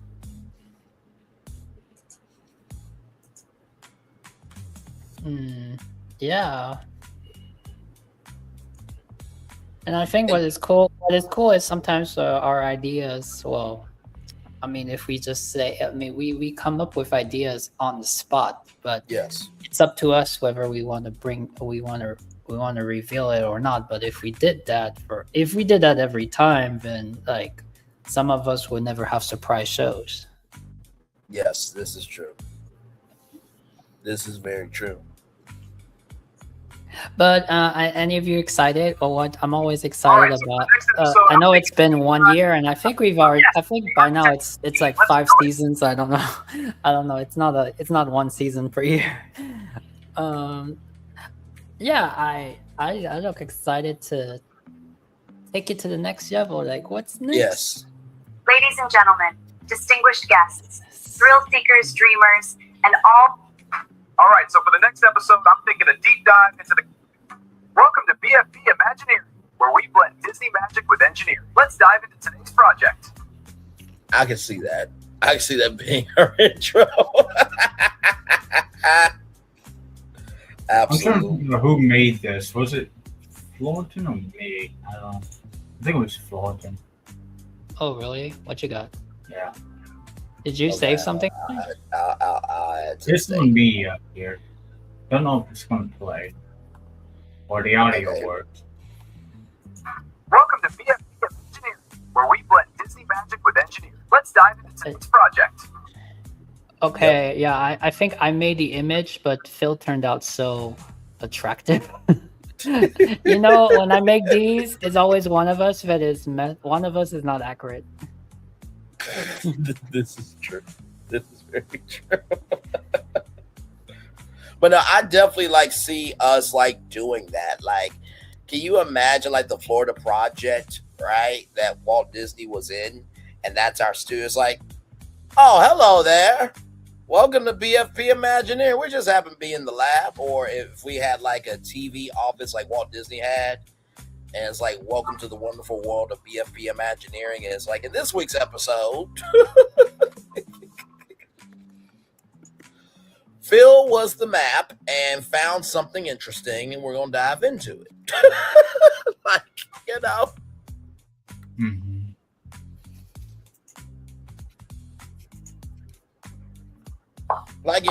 If Disney came to me with that, I would absolutely sign on.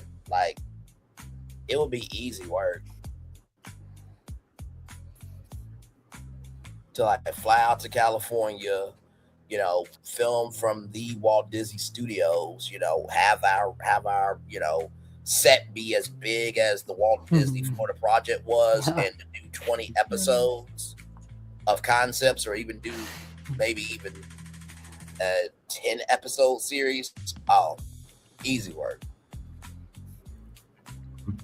I have nothing here in particular, but there's a ghost story attached to it.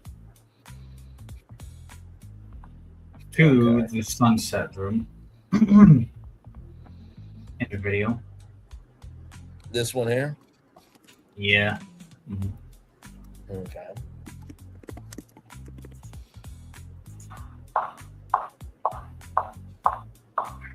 If she was just a little bit thicker, Jesus Christ. I'm sorry. Yeah, there is a ghost story attached to it. That's really gotta be sad for me to want a thick ghost girl. That's gotta be just. I'm sorry, y'all. She just need a little bit more hips. That's all. More full of bust, Just I like what I like, Just.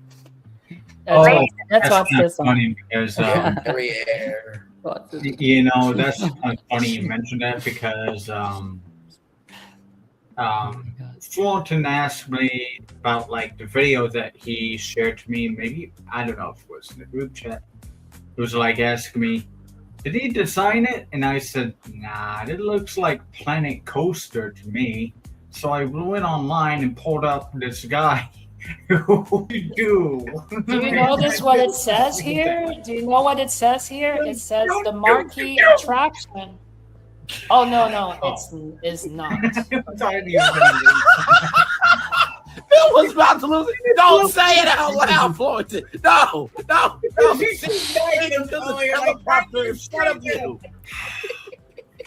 Oh no! Yeah.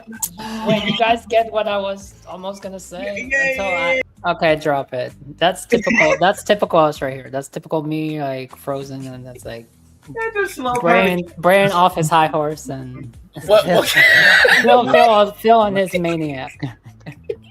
Wait a minute, was that the Flurries conversation? Yeah. Actually, no. But you guys were so into it, but you were freaking out that I was gonna say something. You were going to say, what is what you find in the behind the cash register at your local store, or in your health department of this. One of those aisles has something in the store in the health area. Right. And I'm going to stay. Yep.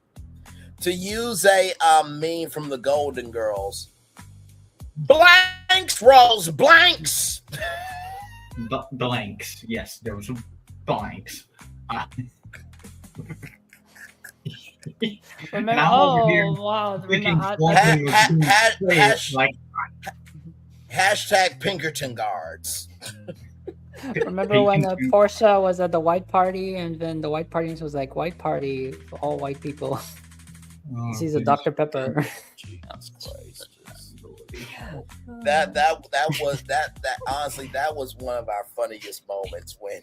My name is Fernali, and it is with great joy and pride that I invite you to discover the Pearl of the Orient Seas.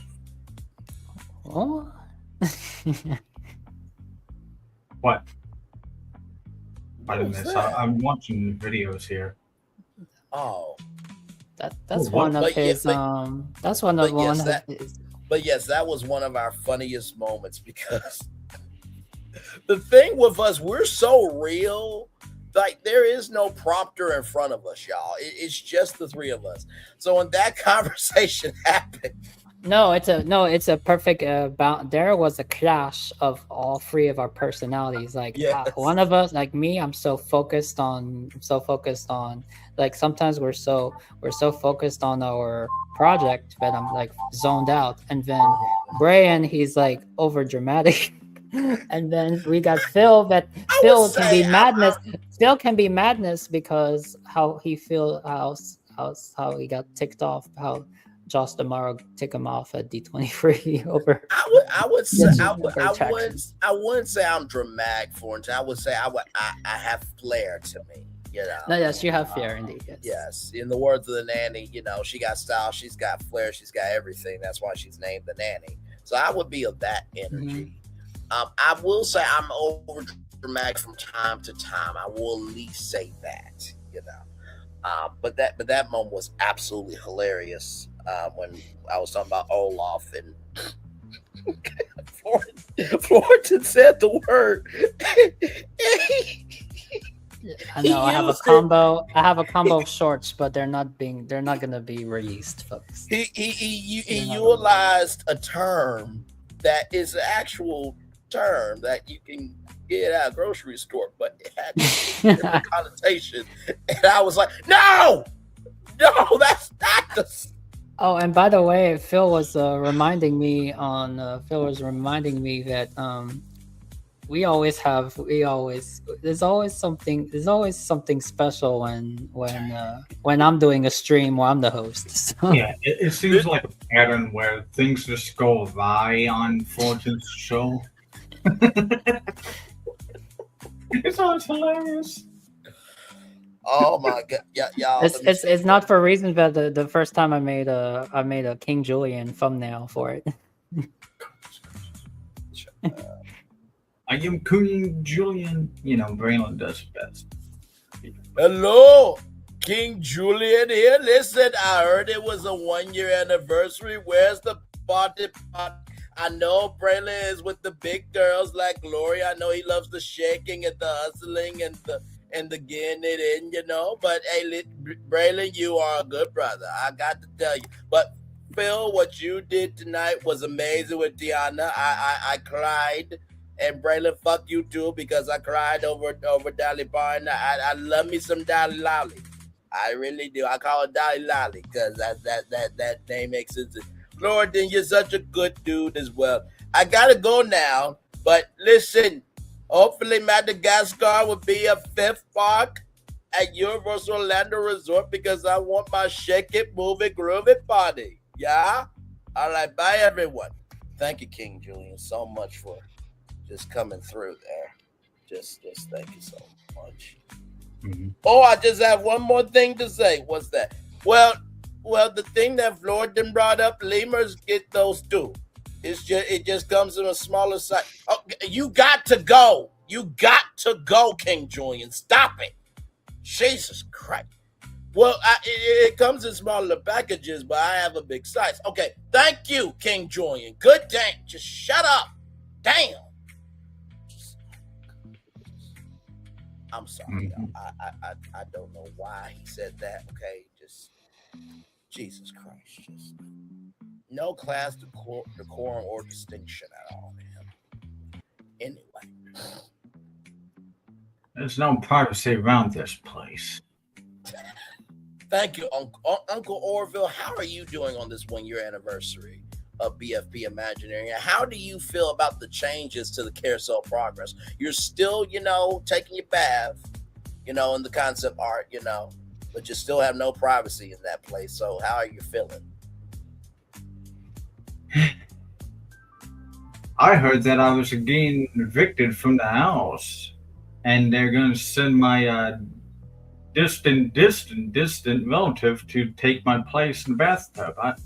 That's not fair. I'm sure you're going to still be in the carousel progress. You know what? Maybe might be getting moved out to California. That could be the case. I mean, there's a new Tomorrowland coming. Yeah, you know what? I know it's 12 o'clock right now. Kind of funny you mentioned that. Braylon, did he watch probably Disney? I did not get the chance to today, no. Okay. We can go there after you pull up this short video here of like footage from the top of the Life Pavilion here.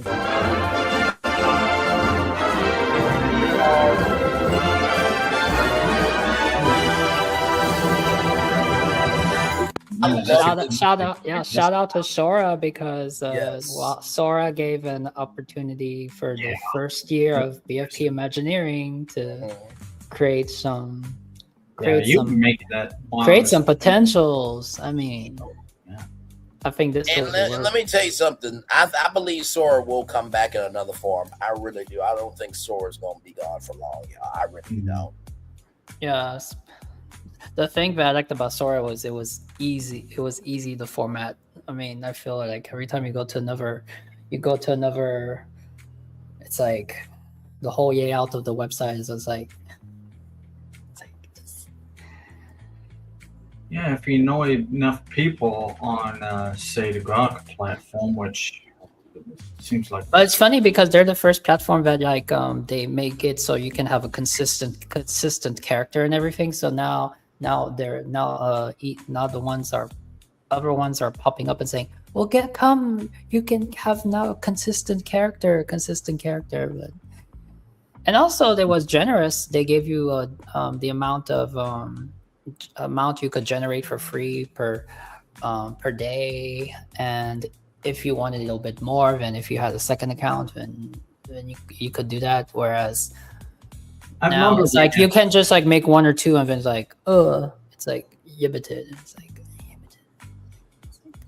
I know we had a conversation about how to make a profit for them without losing so much money, but I forget how it went. So. By the way, I did watch probably at Disney. The last video she did was the secret announcements. I did watch that. Okay, sorry. I just wanted to ask you because you mentioned about like Carousel Progress could be moving over to Disneyland, and that was one thing she did mention because Florence and I were reacting to some guy who was giving a reaction to D23.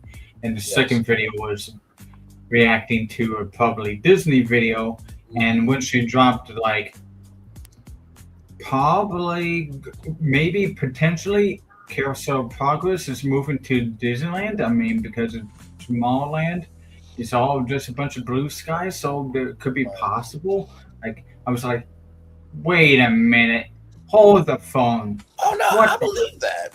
I believe that that's a very real possibility.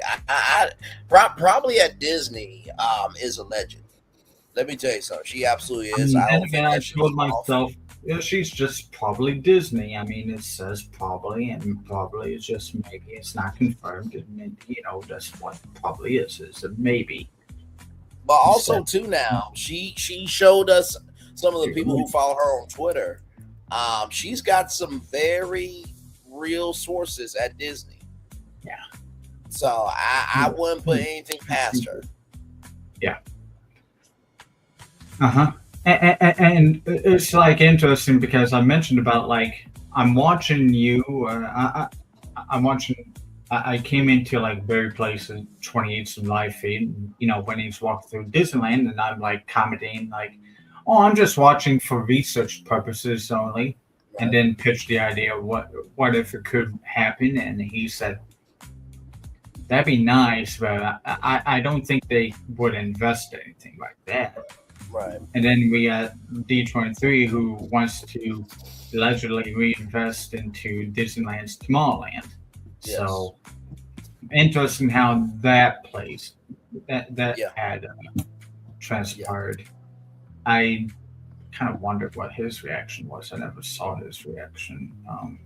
I need to see how he reacted because I think I might have been the only one who said that in the live feed. Carousel Progress can he bring it back to Disneyland? I don't know if that's stuck. Yeah. Anyways.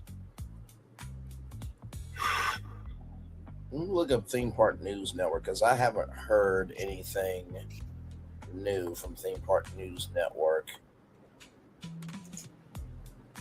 Okay, so Theme Park News Network did a video 7 days ago saying Disney said all the right things. That's the problem. Interesting. Okay. Mm-hmm.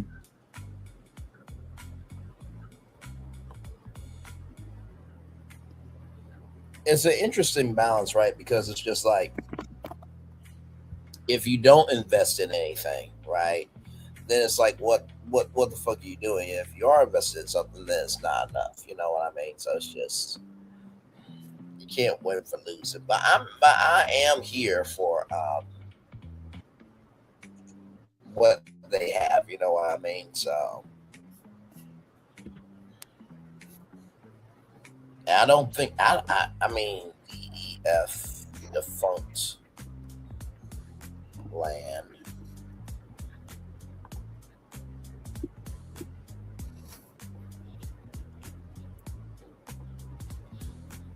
Yeah, Defunct Land's last video was like 3 months ago of Celebration City, the abandoning as Celebration City. I kind of wonder what Defunct Land's take is on D23. Poseidon Entertainment has a video. I watched his too, yeah. But his was saying, oh, they actually fell through. No, he was quite impressed. Mm-hmm.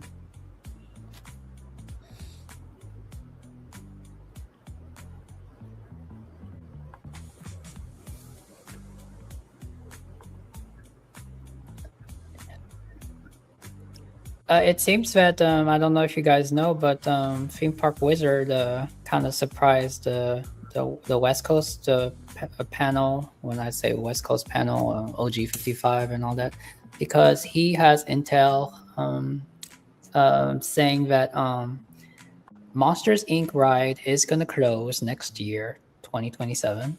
It's going to close, and construction is going to begin on Avatar. So even though Avatar will open around after Tomorrowland, it's going to start construction next year. So a lot of people thought that the Avatar is like delayed or put on pause while they So come up with something Avatar is being built. by him. Yeah, it's going to start construction. Yes. I got a suggestion for you, live. Yeah, I mean, it's now if the construction is going to be side by side, probably not. Maybe it's going to start construction, and then when they're ready to start construction on Tomorrowland, then maybe that construction will stop. But I think it's like active projects. I don't know. Well, that's up for, like, what are they doing first? Are they going to go to Tomorrowland, which is just suddenly blue? Well, we had some thoughts, like Brian said, maybe they already have something. They already been working on Tomorrowland, but now it seems that I don't know, was it probably Disney or said that they just started. This is just the beginning, so there is no concrete. I'm just saying by what I hear, so. Understood. I mean, listen, I think at the beginning, middle, end of the day, it all depends on what they will actually end up doing. I don't doubt Theme Park Wizard. I think it's a shift with the CEO and the company. It's kind of like a shift to like focus on, I guess, in a way, showing the people that we haven't forgotten for these and more important projects. Right. Well, like I said, we will definitely see. I wouldn't say hold your breath for anything. You know what I mean? But we'll see. Mm-hmm. But I do agree that they should have something going, and if it's Avatar, it's going as well at the same time. But you know, to keep mentioning that the people say Florida needs to be respected. It depends how you see it. Okay, so when someone says Florida has to be respected, it's not being respected about give us new rides and stuff, because we are getting new rides and stuff. It's more for Florida is about the respect, as if you're gonna tell us it's expansions, if you're gonna tell us that it's beyond, be real with us. Don't tell us it's beyond Big Thunder when it's not. Don't tell us that it's expansions when it's really, when I say don't tell us that it's expansions, don't tell us it's expansions when at the same time in Disney Adventure World, it's a real expansion. When it's in Tokyo, it's a real expansion. And so there has to come an honesty on both coasts, just like now on both coasts. But it's for it's different reasons. And maybe over there in the West Coast, maybe they don't have much new things and they have to wait. But even if they had to wait, even if they have to wait, someone brought it up. Disneyland Paris has not had a new ride since how many years? I heard 25 years. But it comes down to even the moment you get something new, the care and the time, the care that they do it to make it correct, to make it so that they can expand. Whereas the blessing of size of Walt Disney World, well, it seems there's not really much thought. And Disney was Disney was all about sidelines and everything. So since Guardians is built, the sidelines is no more. Well, it has not really been since Swan and Dolphin and all that. But I guess we want the same respect from Disney with both coasts. We want the same, but it seems that, of course, Disneyland is the OG park. But that doesn't mean of course they're gonna be extra careful over there. Yes, preserving history.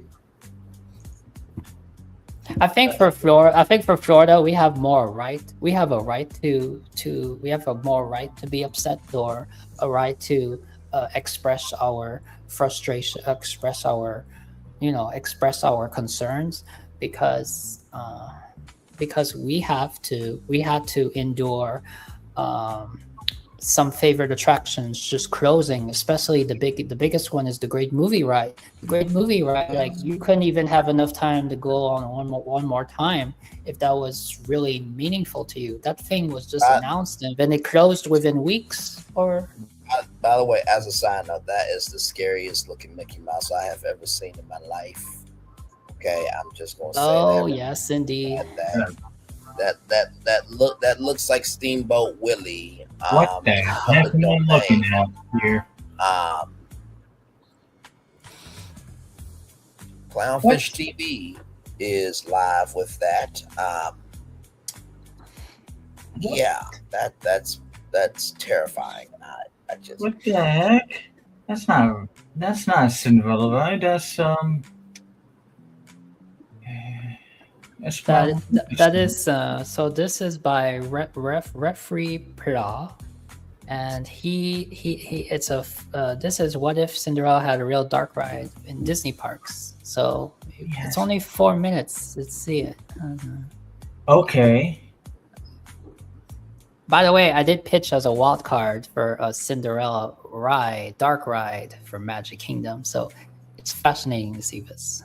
Yeah, and I'm still kind of confused why there's no Haunted Mansion restaurant, but they got bathrooms for now.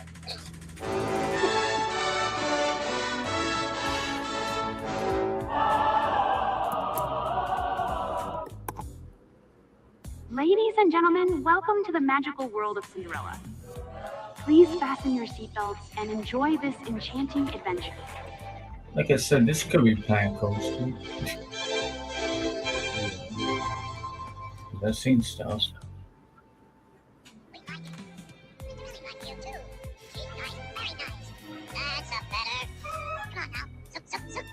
I wish you could make this. Can you imagine if we knew how to make this like videos? Like, Oh yeah. Oh yeah, right. And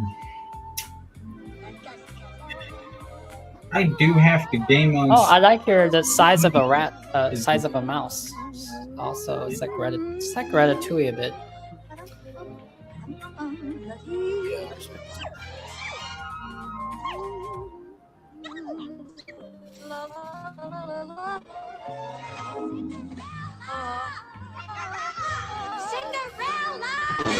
Oh God. Okay. Well, that's made me jump up a little bit.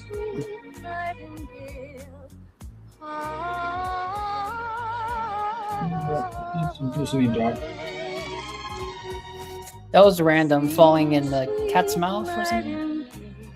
Yeah. Yeah, that's the classic thing about Disney's dog. You know what's so good. The prince, and by royal command, every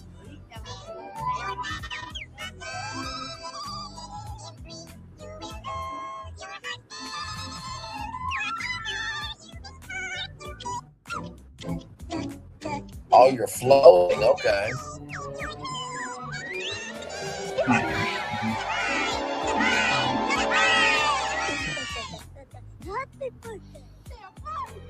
Give them here! Oh, no! Oh, and look, that's my sash wearing my sassy hair!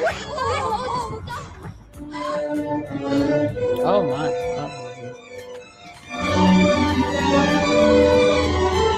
Oh, it's the hands destroying the stuff.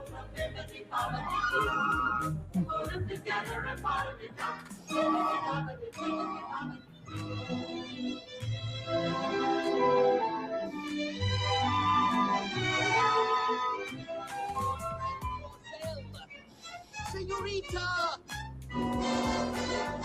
Just a moment!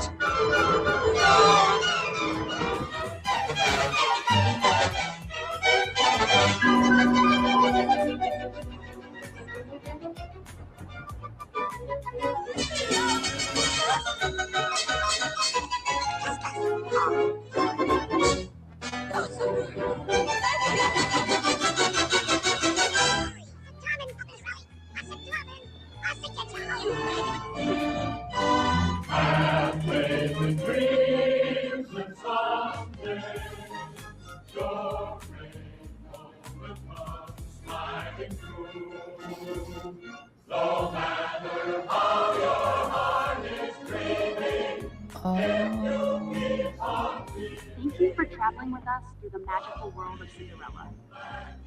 Please remain seated for just a few more moments. Thank you.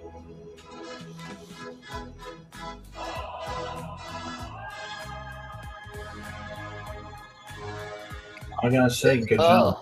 Yeah, Wow. good job and very interesting. This It video is is definitely dedicated to my family, especially my mom, a true Cinderella enthusiast. Well, thank you for that. Great job to Riffy Paz. And by the way, as you see there on the side, it says Dolly Parton's Cancer Battle at 80. And also, too, as I was on Facebook, I saw that apparently Dolly Parton recorded a secret song. And this is, let me just show y'all real quick. Okay. Hang on, let me just type it in. Hang on. Let me see here.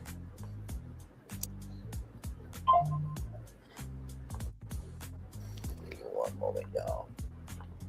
I do feel if they have this dark ride attraction for Cinderella, it makes Magic Kingdom compete. It makes Cinderella Castle. It makes it the must to park castle park to go for Cinderella Castle and the Cinderella experience. So, yes. So here it is, here, y'all. So she actually sealed an unreleased secret song titled "My Place in History" inside a time capsule at her resort, which is set to remain locked until 2045. So it is at the Dreammore Resort and Spa at Dollywood in Pigeon Forge, Tennessee. And it is going to be in a Chesterwood box known as the Dream Box. You recorded this in 2015. So you gotta wait until 2045 for that song to be released, which I mean 2026 sounded so far away before. I mean, my God. So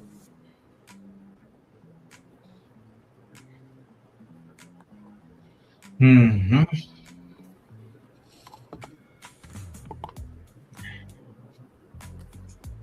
And by the way, one last thing, right? Dolly placed a CD containing the track inside the box. She also included a CD and a cassette player so people could play the music later. Dolly notes that she is the only person who knows the lyrics and the melody. So nobody else knows except Dolly. Wow. Yeah, that's cool. Very cool. Yeah. So. Man. Well, we'll see if I get to hear about it in 2045. Yeah, we all will, for sure. So.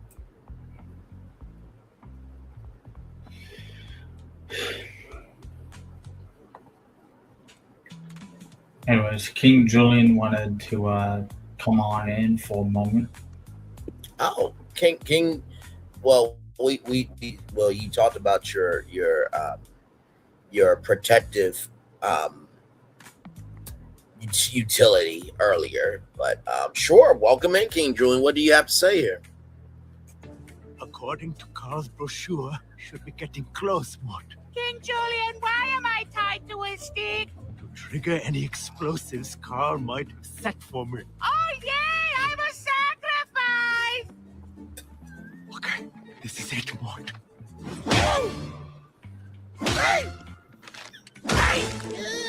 Have I exploded yet?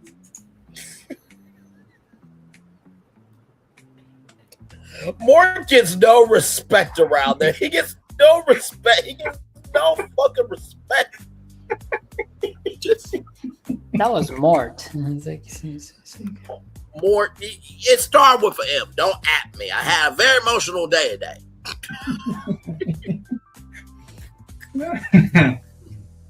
Yeah. Oh man. So we got appearances from a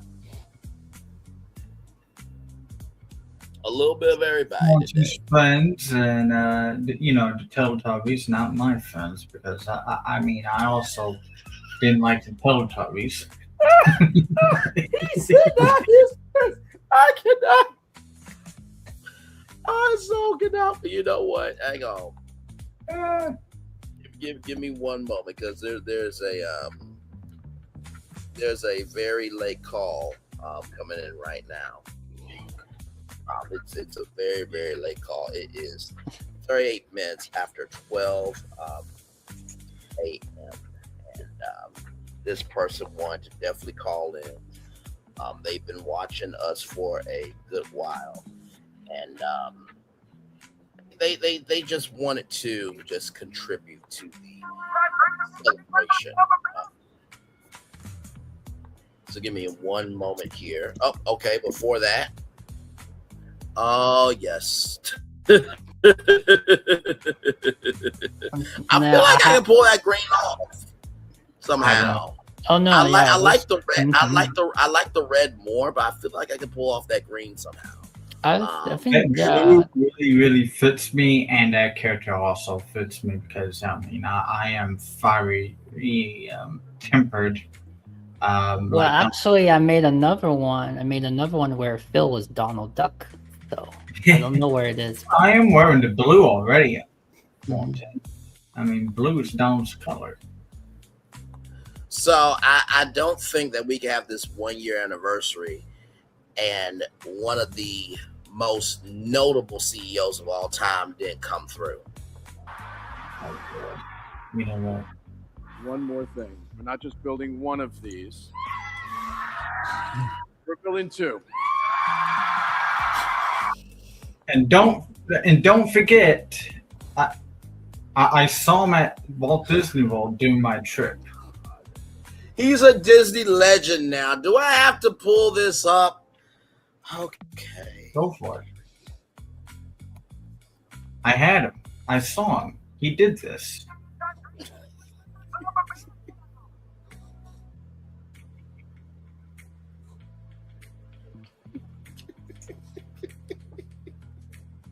For those of you who couldn't hear, that he said a yay, to pull it out, the rivers of America.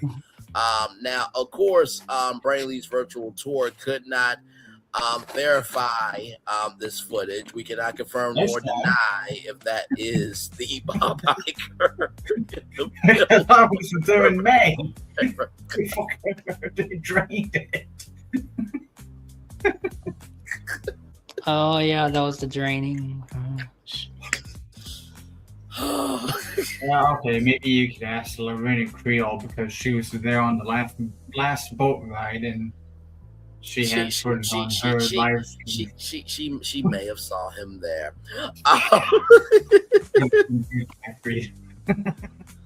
You know, I'm just going to just show this for a very brief moment. If you see it, you see. You don't, you don't. Okay, there you go. You know, that is actually part of my Sunset Room live video. I mean, I deleted like the first 30 minutes of the show, but I ended up keeping that in the middle of the show. That was the quickest peak y'all are ever going to get of that photo. I swear to God. When I first saw it, I'm like, what the fuck? First time you do thumbnails turns out really good. Hold on, wait a minute. That now the words of my white Uncle Maury, the lie detector test determined that was a lie that you told Fullerton. Okay, listen, I talked with him earlier today.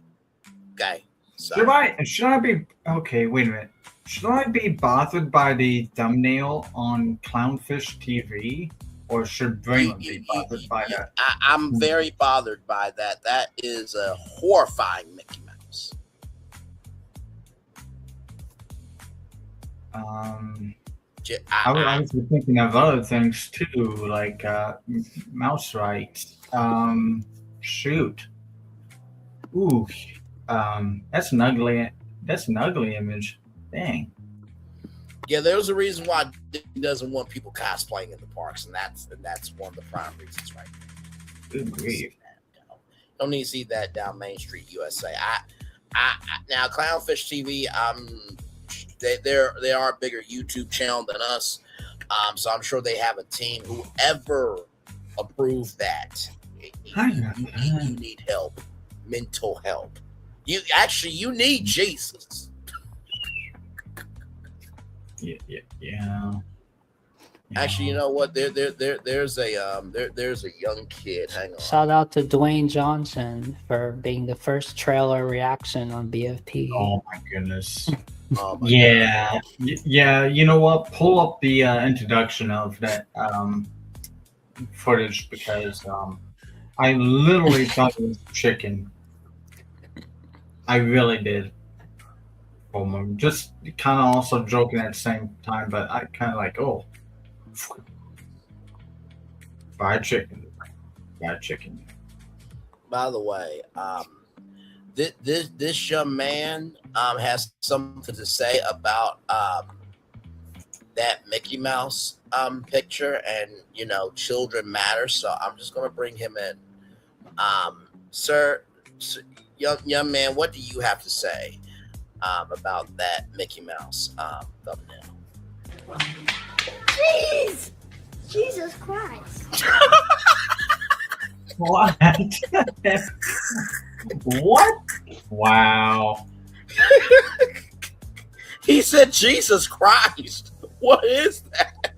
Okay. All right. And yes, we Amen, y'all need to be thankful. I fought for y'all with this thumbnail, okay? I fought for y'all. Dwayne, I fought for you too, motherfucker. I did. Because the other one, no. Oh.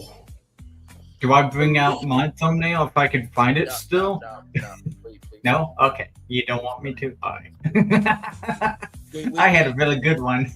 We've had such an emotional day with Dolly, and you did such a wonderful job by bringing back the glory of Princess Tiana. Not that she wasn't glorious before, but to the right capacity of what it could be. We just don't need to bring down the food.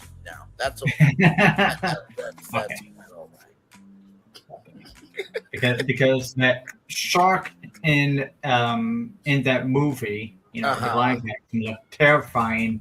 And okay, imagine this: there's Dwayne Johnson's head morphed with the hammerhead shark. Yeah. Yeah.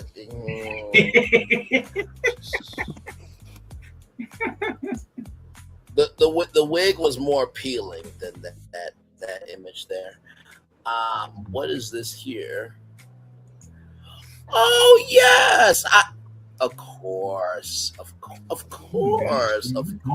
about that. That was yes, this is never recorded. Yeah, but this one is fine. It doesn't have the monorail falling. Yeah, do you have the image of the monorail? Yes, I have it. It's right there. Yes. So this is called the Kingdom Spire Hotel. So as you can see, it's amazing. That is the Cinderella Castle Hotel, which if they can create a castle tel, which is a castle or hotel, I promise you, people would be staying in that out the wazoo. It looks fantastic. It's literally the front of Disney World as you're staying in Disney World. The only problem was there was a version of this where, in the words of Kourtney Kardashian, Kim, people are dying. Yeah. And supposed people died when they fell out of Cinderella Castle. Not a magical way to go out. Not that anybody would want to go out in a magical way, but yeah, that was all Florentines' fault. Not me or Phil's. Just say that.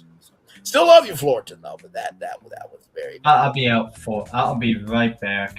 Okay. We can do highlights of other shows too. I'll be back. I'm talking about some stuff. Okay. Don't you just love it? We're like the movies. This is the intermission part of BFB Imagineering, guys. Welcome in, friendly. Filmmaker and Florentin. We are live at 3 hours, 2 minutes, and 55 seconds here. But this is stunning, though. No, it really is.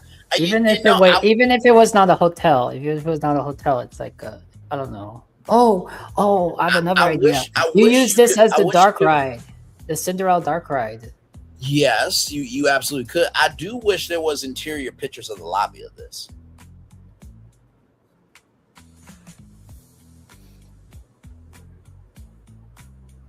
Like you could literally put this through Gemini and ask for interior pictures of like the bars, I'll see what restaurants. I'll see what I can do. The rooms, because I would love to see it. This is a beautiful hotel. I don't think we ever recorded a show on the Magic. Did we record a show on the Magic Kingdom? Not that I believe, no. Hotels? I think yeah. And the fact that the Cinderella Castle, door is the door to get into the hotel, it's a complete flip on Cinderella Castle. So it's really a beautiful hotel. And I love the fact that it's called the Kingdom Spire. Now I will say this: we definitely protect each other around here because there is one show that y'all will never see.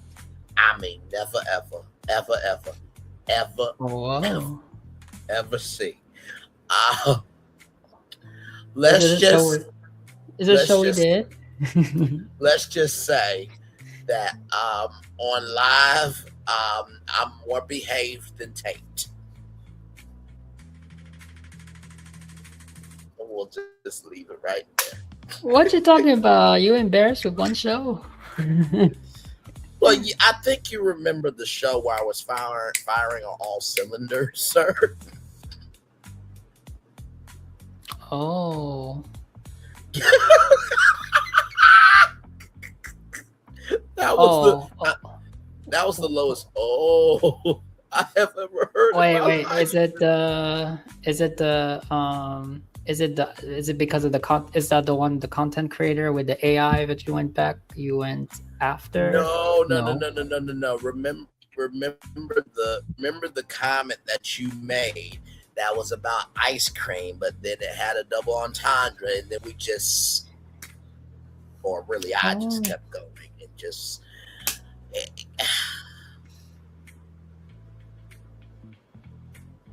Phil had to turn off his camera a couple of times in that show.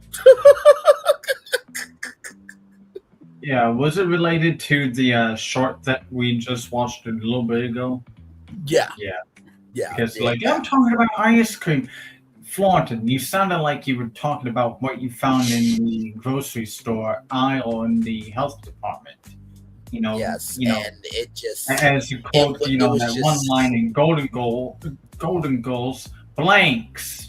So yeah.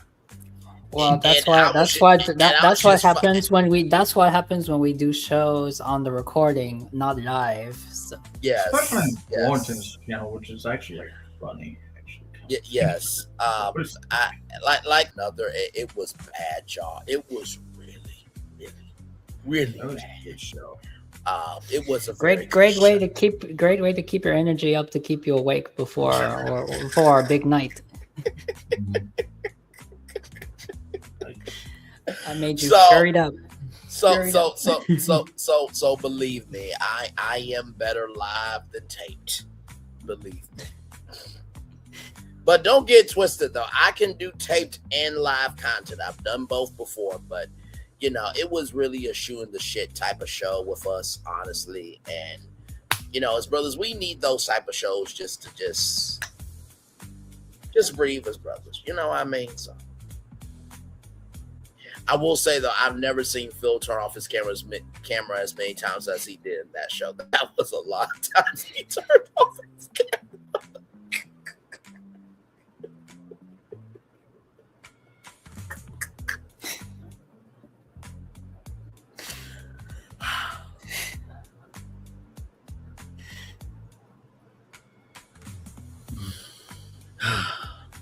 If I can make you guys swipe away, my job is done. Yes. Yes, indeed. Were you gonna pull up the one with the monorail so that people can see what we're talking about? There we go. There we go. So this is the one that. Oh, actually, this one is a smaller scale than the turnout. Yeah, it was. This was the one. Yeah. It was like contemporary. It was like contemporary resort met Cinderella Castle, and it just didn't work out well. Like, what's the monorail doing, guys? Many people, didn't survive, but that was a sacrifice that Flaunton was willing to make. Or the AI was willing to make. Exactly. So it's not the fairy godmother's fault. She did bibbidi bobbidi boo. You have to make the monorail. Hey. She saves people. Okay, she makes dreams come true. She had nothing to. No, this is your responsibility. No, you're going to be a grown up. Okay, all right, moving on. Yeah, this monorail ride is not hunky dory at all. But you know what's crazy though? You see the monorail that's out in front, right? That's the crazy part of this. But what if it's not a monorail? What if it's shaped like a monorail? It's like a slide. Can you imagine for the kids the best slide in the world? Slide your way down from the top floors to the castle. Florentine, you really are trying to put lipstick on a pig, aren't you? You really are trying very hard, sir. I'm gonna need you to stop. There are virtual people that died because of what you did. I'm gonna need you to stop. Yeah, and I thought I was really, really bad with disasters and roller coaster tycoon. Good sir. And by the way, y'all, just to let y'all know, we are not laughing at people actually dying. Let's get that straight. That's not right. That's uncouth. That's very disrespectful. We are laughing at the circumstance of a monorail falling out of a hotel virtually. Okay. How was it coming out of the hotel with no tracks when there was no tracks? Now, now, if Florentin did the Kingdom Spire Hotel with a monorail going through the hotel like Disney's Contemporary Resort, then that would make a lot more sense. Mm-hmm. And not to mention, it would be a exclusive Kingdom Spire loop because it would be Cinderella Castle color. It will be a Cinderella Castle colored monorail. But that was not really given to Florentin because, well, he did this on his own before I could give that wise counsel. So here we are. But we were live. Well, we didn't record. But yeah. I would never do that if we were live. Yeah. And if I were to, then I wasn't hunky dory then. Yes. It's always good to be. Oh, but you guys, speaking of transportation going through a hotel, I will give a sneak peek. This is a special sneak peek. Well, a sneak peek to Brian, but sneak peek to all y'all about a attempted show that while Brian, while Brian was a genius for villains, and Phil was a genius for Tiana's Bayou's Adventure. Yes, I somehow came about genius ways of you could have kept Rivers of America. Now that looks here really is good. Yes, that is the Disney World Railroad that actually goes through the resort. Yes. Okay. As I loved it so much, I tried to use the same prompt, and I didn't get as equal as a great prompt. But then again, I do say that maybe I had at the same time, kinda, because it equated to what he got on his. Right. Because I messaged him later on that morning, right, or yesterday morning, saying that, okay, yours and mine can come together and make us whole, because it just finally completed the puzzle that is beyond the Liberty Square and what is in between. Okay, let's say in summary, what is between the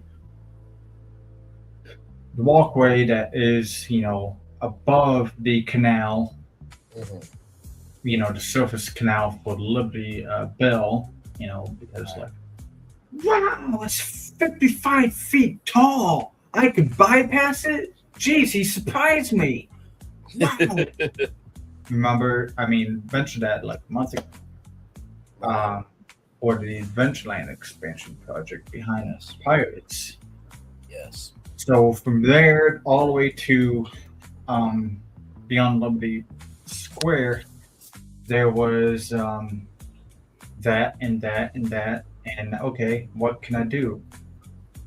And Florentin and then we just completed what to do around the Rivers of America and behind us, Tiana's, or whatever you would call it, Splash Mountain and Big Thunder Mountain. So this is one of the highlights. Now Phil found this history about the Sunset Room, which was actually supposed to be a restaurant inside the Tower of Terror that is currently there, right?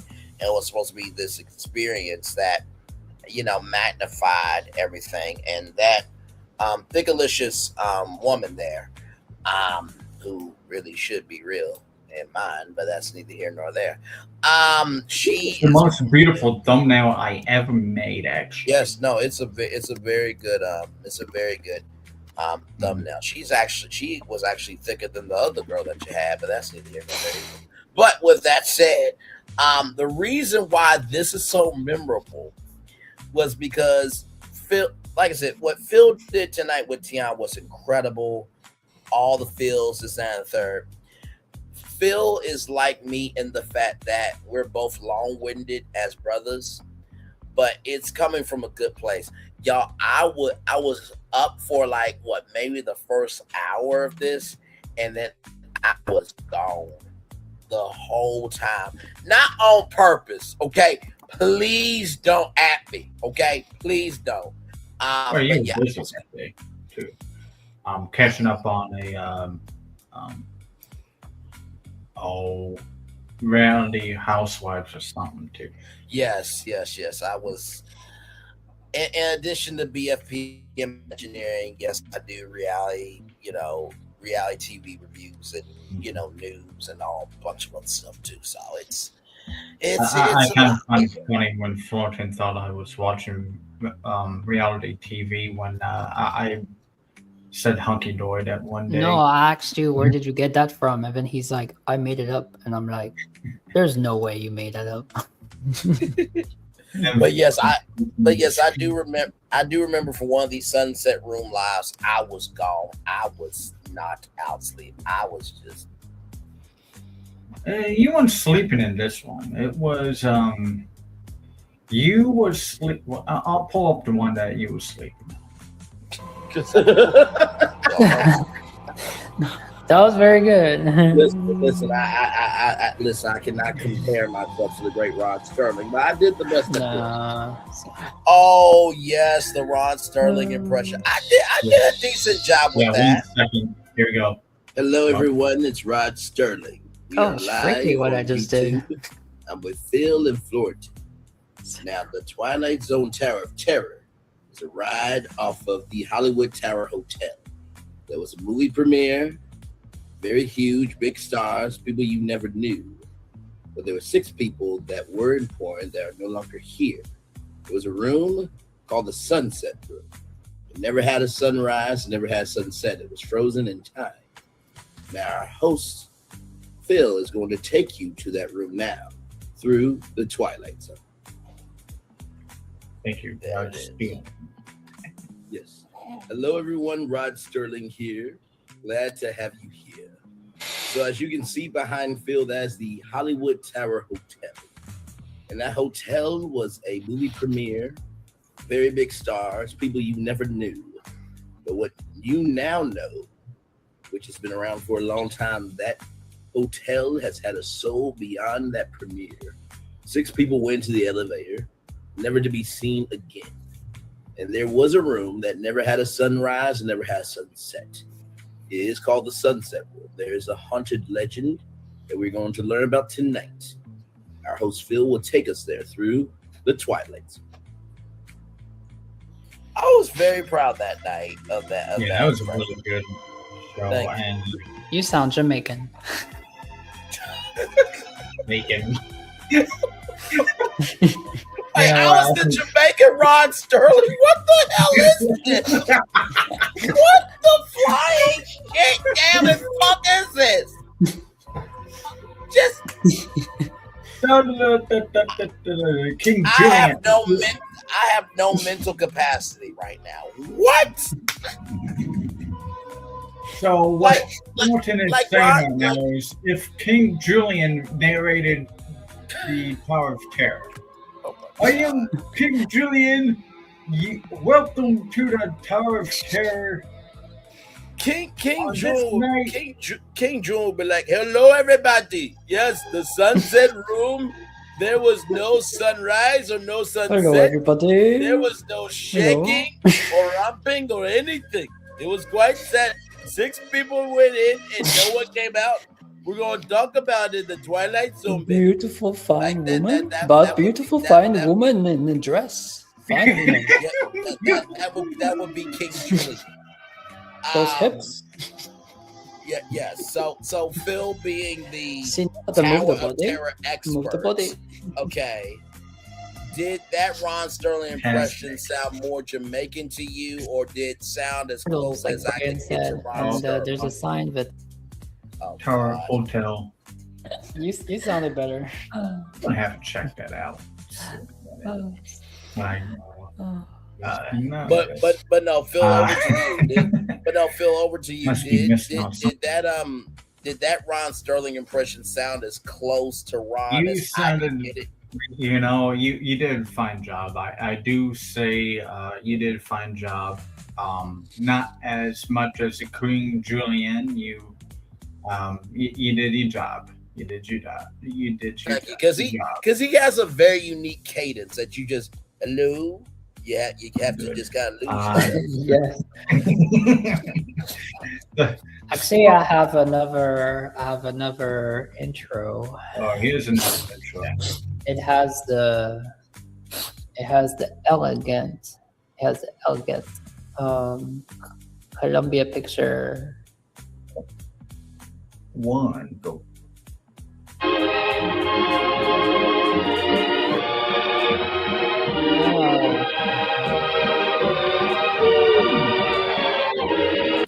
Oh, that's amazing! By the way, when I saw this, I was just like, y'all, can we just let me be 31 years old right now? Do we have to see me like this?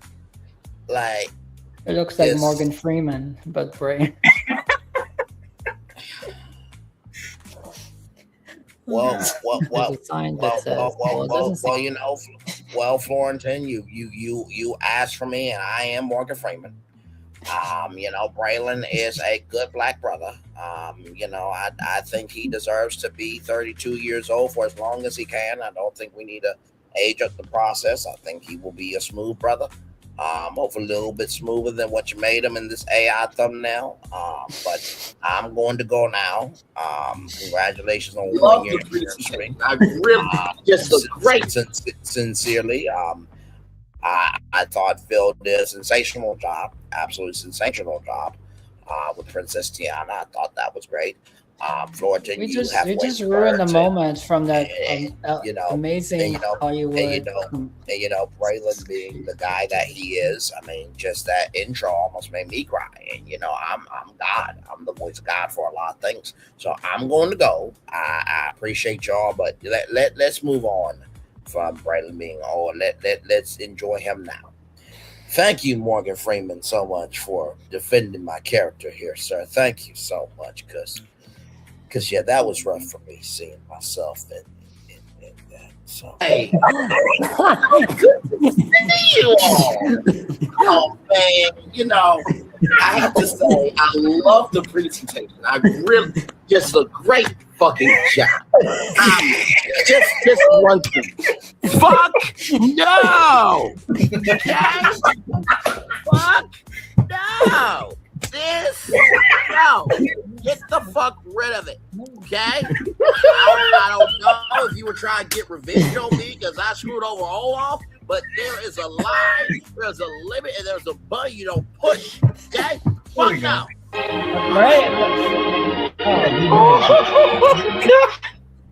That was the first time in a long time since I've seen that. I remember when I said all that shit. This was like a week after we torched Olaf, and I don't think did we record we recorded, but it has since not been released. We have been talking about a Muppets Frozen musical for the longest time. Because there was pictures I did on the show. We have not been trying to taunt y'all. We really have been trying to do this, but with BFP Imagineering, it just comes as it comes. But yes, I was very pissed off. I said, I don't know if this was trying to get back at me for Olaf, but no, you crossed the line.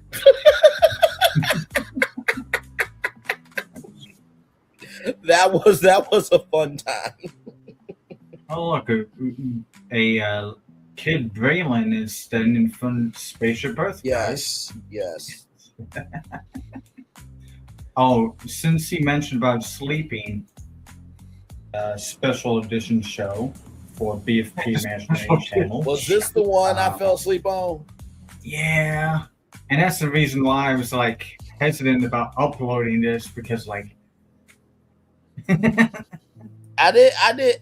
is the thing. I didn't know if I snored or not. I really did not know.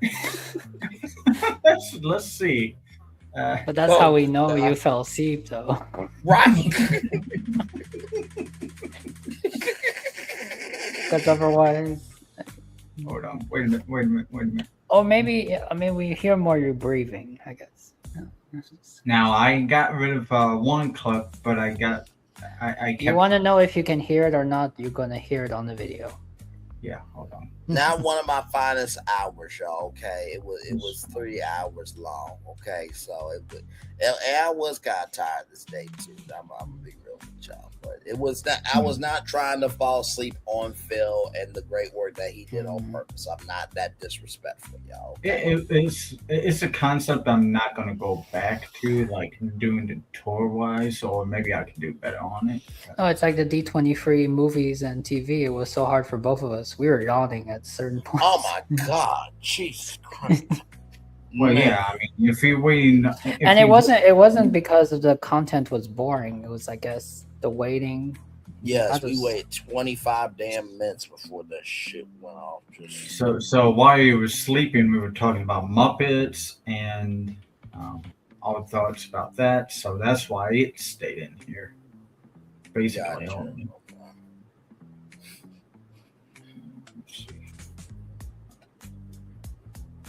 Down.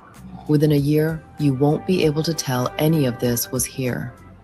No videos survive, just photographs, drawings, and the memories of people who are all dead now.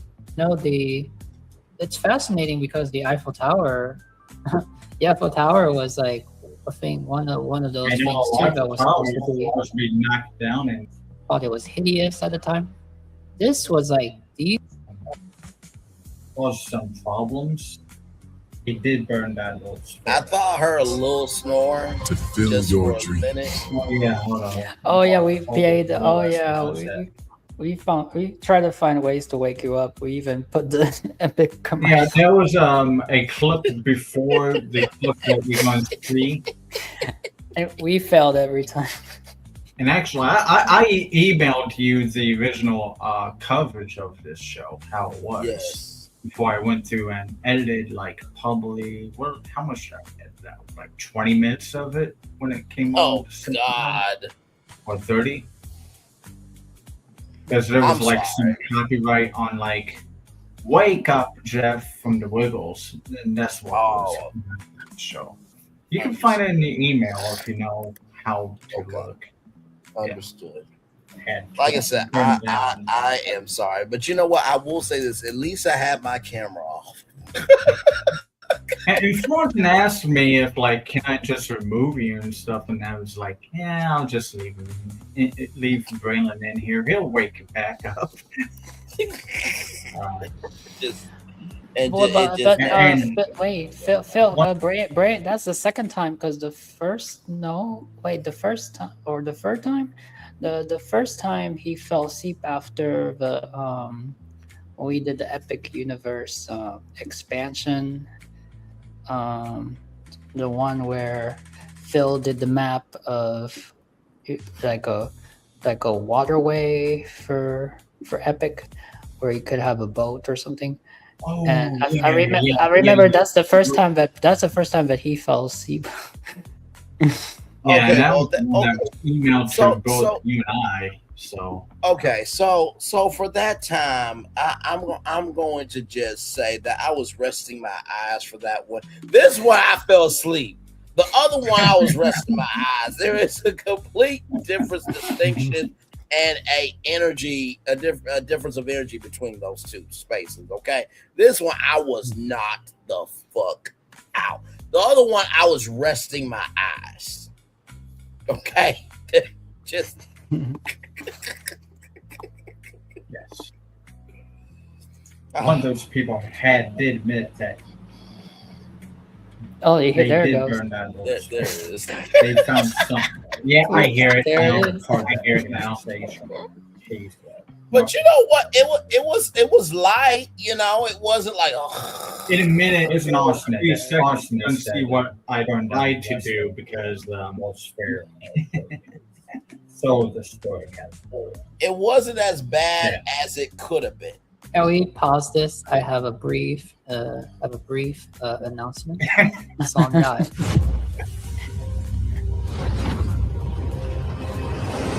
Beyond this gate, find And we played this to see if this would wake you up. gardens of green and epic worlds to fill your dreams.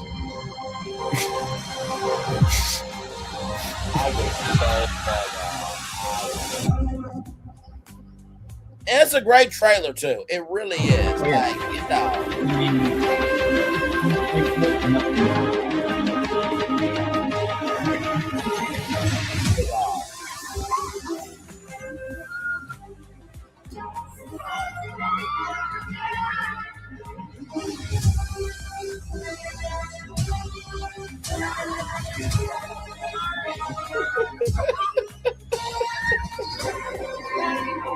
Oh, man.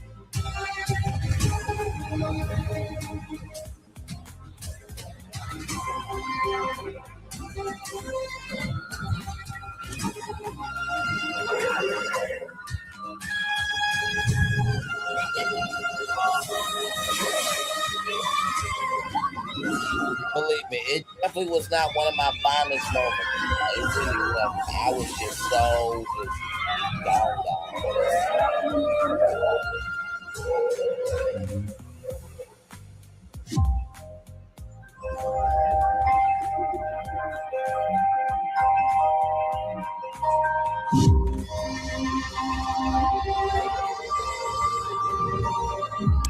And like I said, if you're not watching, all you gotta do is just listen to it, and it's very melodic.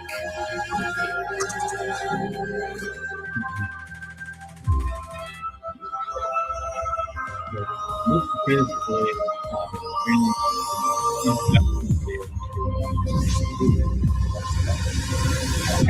time with Nate. This is giving you this clip here. I mean, even this big crescendo that's coming up, like, they really did a good job with the trailer, you know, giving the musical score to it. They really did.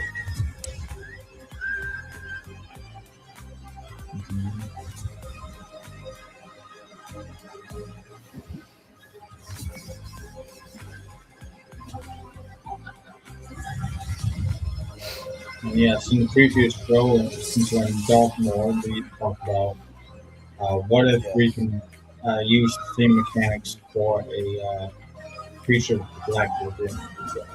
Yes. Previous show.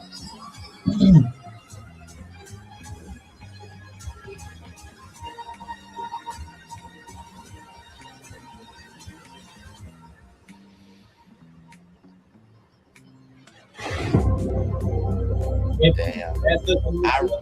I really fell asleep through that whole thing. Good Lord Jesus.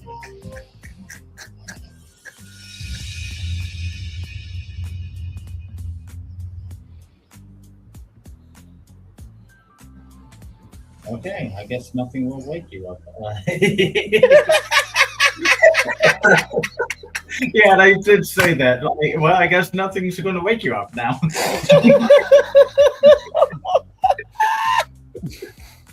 Yes, we were live, and I said that. Only 55 minutes in. Listen.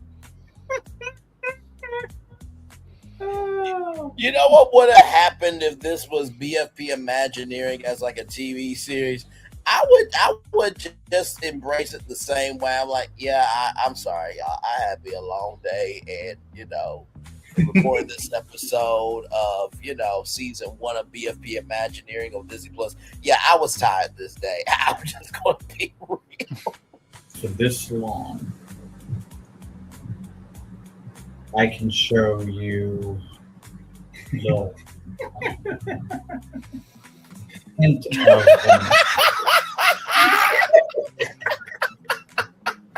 Oh wait, did I disappear? yeah, you I already asked. know that at this point. I asked, and he was still sleeping. Yeah, you went to bed. I Oh, mean, you could no, come. my battery. I think my battery died, and I didn't charge. We know. I just didn't I'm part charge. of BFP Imagineering, and right behind me is one of the concepts right behind me. I present to you. My some mic was of open. the Everything. Oh my god. Concepts of the Epcot Fort. Here is a picture And of this bunch of footage of underground city. underground bunker Will be so. beneath the Epcot Resort. I see. Yes. Yeah. We call it the Epcot Park. This active heat is managed by recycling. Here's the water that needs to be recycled. And I Filtration pictures and and tour through the facility and whatever that. I am so sorry, Phil. I truly am. It was not trying to be facility grade. So, I see that Florentine is out of the building for now. Yes. But anyways, I think it might be a good way to wrap up the show tonight. Yeah. Yeah. I agree. This Yeah, is you said night. Y'all, good night to each and every single one of y'all. Thank y'all for being here. A great first anniversary of BFP Imagineering. Sad that it happened in the way that it did with Dolly Parton passing away. You never know what's happening, the next week. So it was unexpected to me because, like I said, when I heard the news about Parton, Monday evening, watching the evening news and everything, like, oh, she did not come. She's just making another statement of yes. And like I said, well, she's probably got one more year, right? Right. Exactly. And this happened. Yeah. Just So- like 12 hours later, this happened. Yeah. So, Yeah. So, but I thank both of y'all for being here with me to help me get through that. That was not easy. Those first 11 minutes, I mean, oof. If you can't tell I'm not a real human being after that, I don't know what the fuck to tell you. I just don't.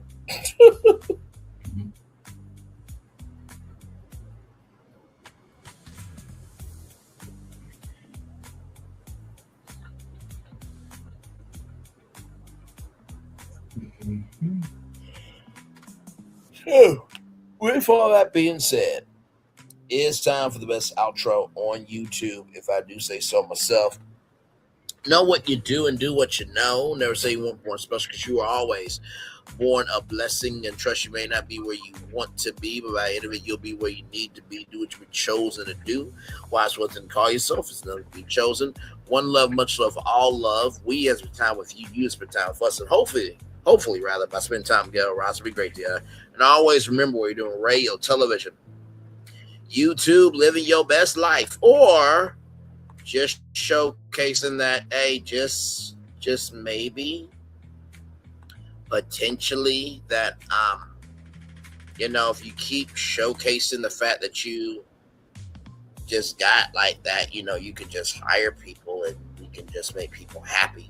Make sure the replay is not just ready for you to watch it, not just ready for you to listen to it, but if you want to experience it again, we love you, we value, we embrace you all. Always remember, or see love, you gotta give it, or see love, you gotta give it, or see love, you gotta give it. Wherever obstacles you will overcome, wherever success you have achieved upon this particular day, we are extremely proud of you, but no one else is proud of you. Be proud of your damn self.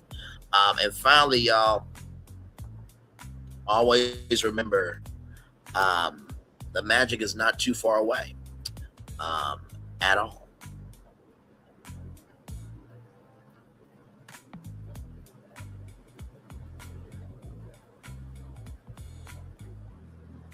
Now that is cool. Yeah. And also too, y'all always remember that the truest magic in the world really comes from finding what is not in the world. You know, discoveries still happen every single day. And Nintendo, I need you to get on this, sincerely. I'm not playing with y'all, okay? Listen, the building is there, the bones are there. Y'all just got to talk to NBC and make this happen, okay? Please. And if you do, I want to be an executive, okay? I came up with the shit. I at least deserve that in $10 million a year, okay? All right. So, and also I get to work remote. And I spend my weekends down in Florida.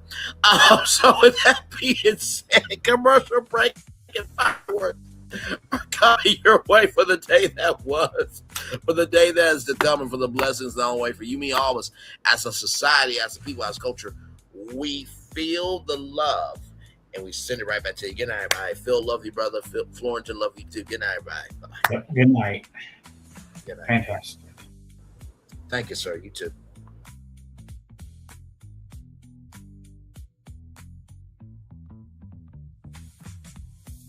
I thought I should tell you, they've been talking about you. Yeah, they've been talking about you. They've been talking about the fact that they've done everything they could to stop you and everything they could to block you, but you still win. They've been talking about the fact that they have undermined your success and they have tried to sabotage your seasons, but you keep winning. They've been talking about the fact that even though they don't like each other, they get together to try to kill you, but you keep winning. They've been talking about the fact that you were voted least likely to succeed, but like cream, you keep rising to the top. They've been talking about how they tried to burn your world down, but like the phoenix, you rose from the ashes. They've been talking about you. And you know what they say? Oh, she's just lucky. He's just lucky. But no, you ain't lucky. You're anointed. You got something on you. You got favor on you. You got power on you. You were born to win. Now they can call it luck, but it's grace. They can call it luck, but it's favor. But whatever they call it, it doesn't matter, because you know what God calls you? Do you know what God calls you? A winner. I thought I should tell you, they've been talking about you. Yeah, they've been talking about you. They've been talking about the fact that they've done everything they could to stop you and everything they could to block you, but you still win. They've been talking about the fact that they have undermined your success and they have tried to sabotage your seasons, but you keep winning. They've been talking about the fact that even though they don't like each other, they get together to try to kill you, but you keep winning. They've been talking about the fact that you were voted least likely to succeed, but like cream, you keep rising to the top. They've been talking about how they tried to burn your world down, but like the phoenix, you rose from the ashes. They've been talking about you. And you know what they say? Oh, she's just lucky. He's just lucky. But no, you ain't lucky. You're anointed. You got something on you. You got favor on you. You got power on you. You were born to win.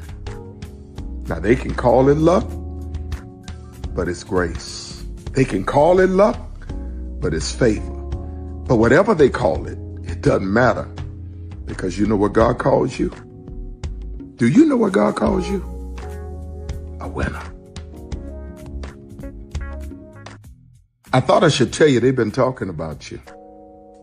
Yeah, they've been talking about you. They've been talking about the fact that they've done everything they could to stop you and everything they could to block you, but you still win. They've been talking about the fact that they have undermined your success and they have tried to sabotage your seasons, but you keep winning. They've been talking about the fact that even though they don't like each other, they get together to try to kill you, but you keep winning. They've been talking about the fact that you were voted least likely to succeed, but like cream, you keep rising to the top. They've been talking about how they tried to burn your world down, but like the phoenix, you rose from the ashes. They've been talking about you. And you know what they say? Oh, she's just lucky. He's just lucky. But no, you ain't lucky. You're anointed.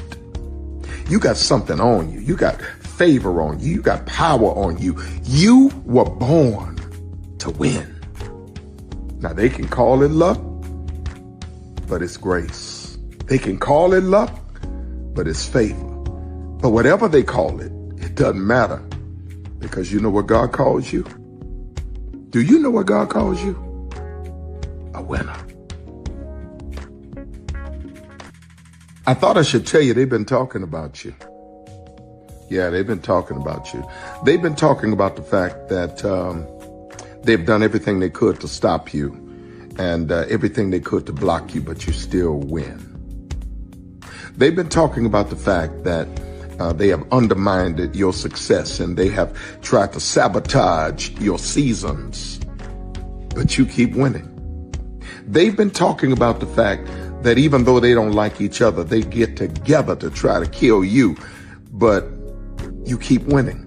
They've been talking about the fact that you were voted least likely to succeed, but like cream, you keep rising to the top. They've been talking about how they tried to burn your world down, but like the phoenix, you rose from the ashes. They've been talking about you. And you know what they say? Oh, she's just lucky. He's just lucky. But no, you ain't lucky. You're anointed. You got something on you. You got favor on you. You got power on you. You were born to win. Now they can call it luck, but it's grace. They can call it luck, but it's favor. But whatever they call it, it doesn't matter, because you know what God calls you? Do you know what God calls you? A winner. I thought I should tell you this. Good evening. My name is Mark Woodbury. I'm the chairman and CEO of Universal Destinations and Experiences. Well, we're finally here. Tomorrow we begin a new chapter at Universal Orlando Resort as we open Epic Universe. We built this place for you.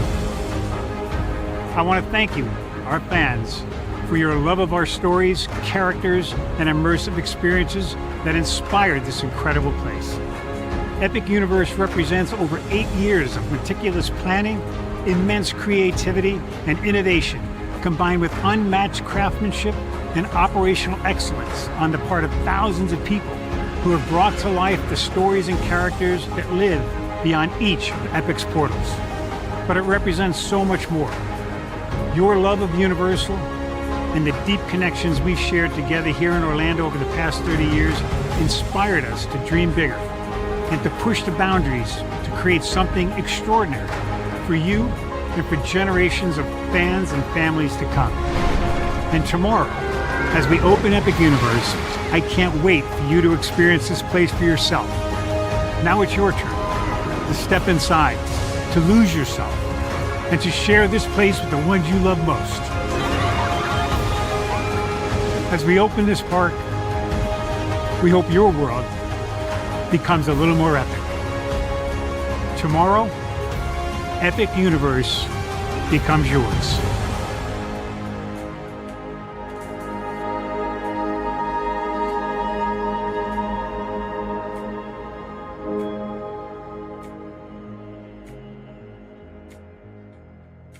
Are video games getting too expensive? This episode, we want to find some common ground because the CEOs want to raise the price even more. Not with these broken ass games.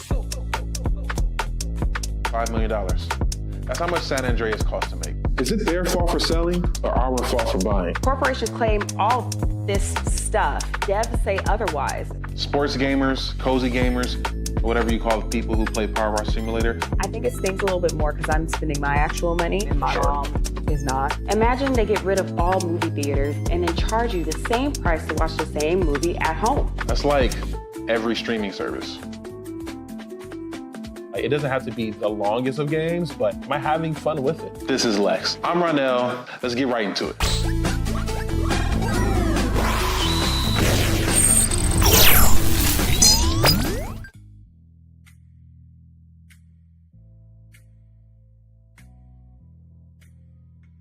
Are video games getting too expensive? Prepare for a journey beyond imagination, beyond belief, beyond anything you've experienced before. Universal Epic Universe, a new theme park where you'll step through extraordinary portals to 5 immersive worlds. Prepare for a cosmic voyage of discovery, an isle of fire-breathing excitement, a shadowy world of monsters and mystery, new wonders in the wizarding world, and a new way to play. Plus the splendor of a magnificent resort hotel overlooking the park.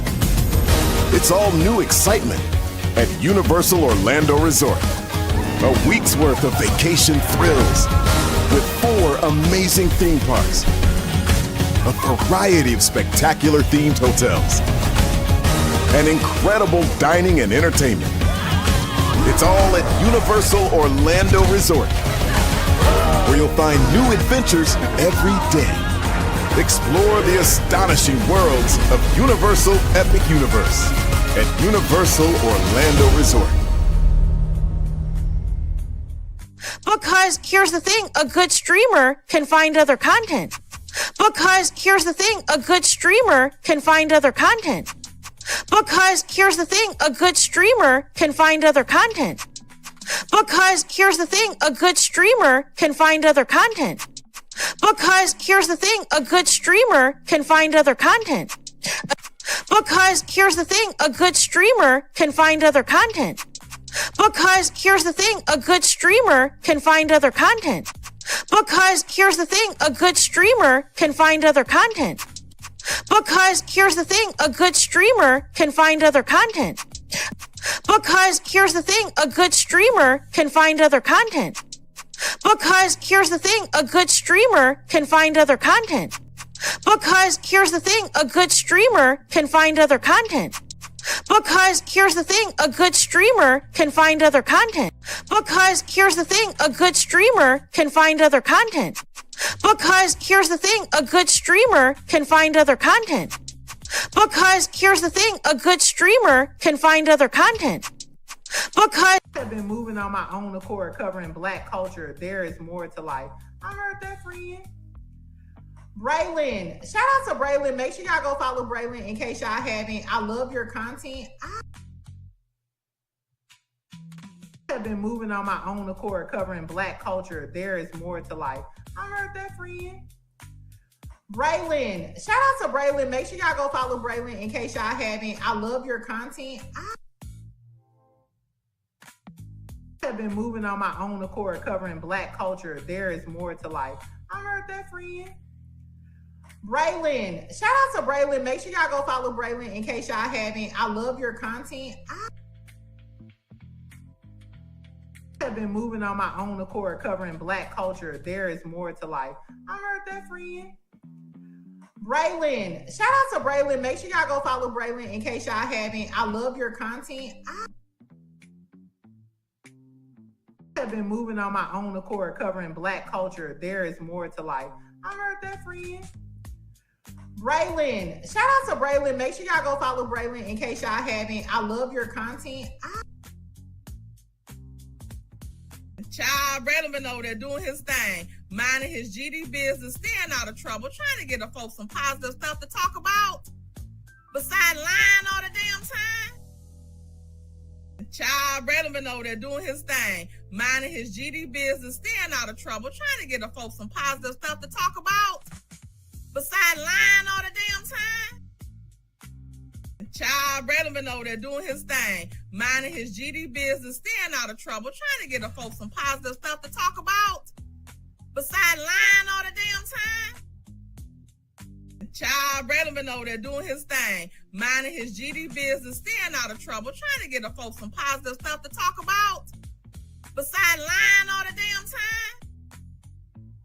Child, Brandon been over there doing his thing, minding his GD business, staying out of trouble, trying to get the folks some positive stuff to talk about. Besides lying all the damn time. Child, Brandon been over there doing his thing, minding his GD business, staying out of trouble, trying to get the folks some positive stuff to talk about. Besides lying all the damn time. Child, Brandon been over there doing his thing, minding his GD business, staying out of trouble, trying to get the folks some positive stuff to talk about. Besides lying all the damn time. Child, Brandon been over there doing his thing, minding his GD business, staying out of trouble, trying to get the folks some positive stuff to talk about. Besides lying all the damn time. Power 923 Jams and the Arkansas Minority Health Commission encourages you to take the COVID-19 vaccine to help keep you and your loved ones safe. Involved in our community, the People Station, Power 923 Jams. KIPR Pine Bluff, Little Rock, KFOG, Little Rock, a Cumulus media station. And now, back to the jams. Hip-hop. Drake. Girls want girls where I'm from. Yeah, well, girls want girls where R&B. J. Howell. Just 'cause I love you and you love me. And now, bumping back-to-back continuous music with another fresh new jam. Heard here first on the People Station, Power 923 Jams. Power 923 Jams and the Arkansas Minority...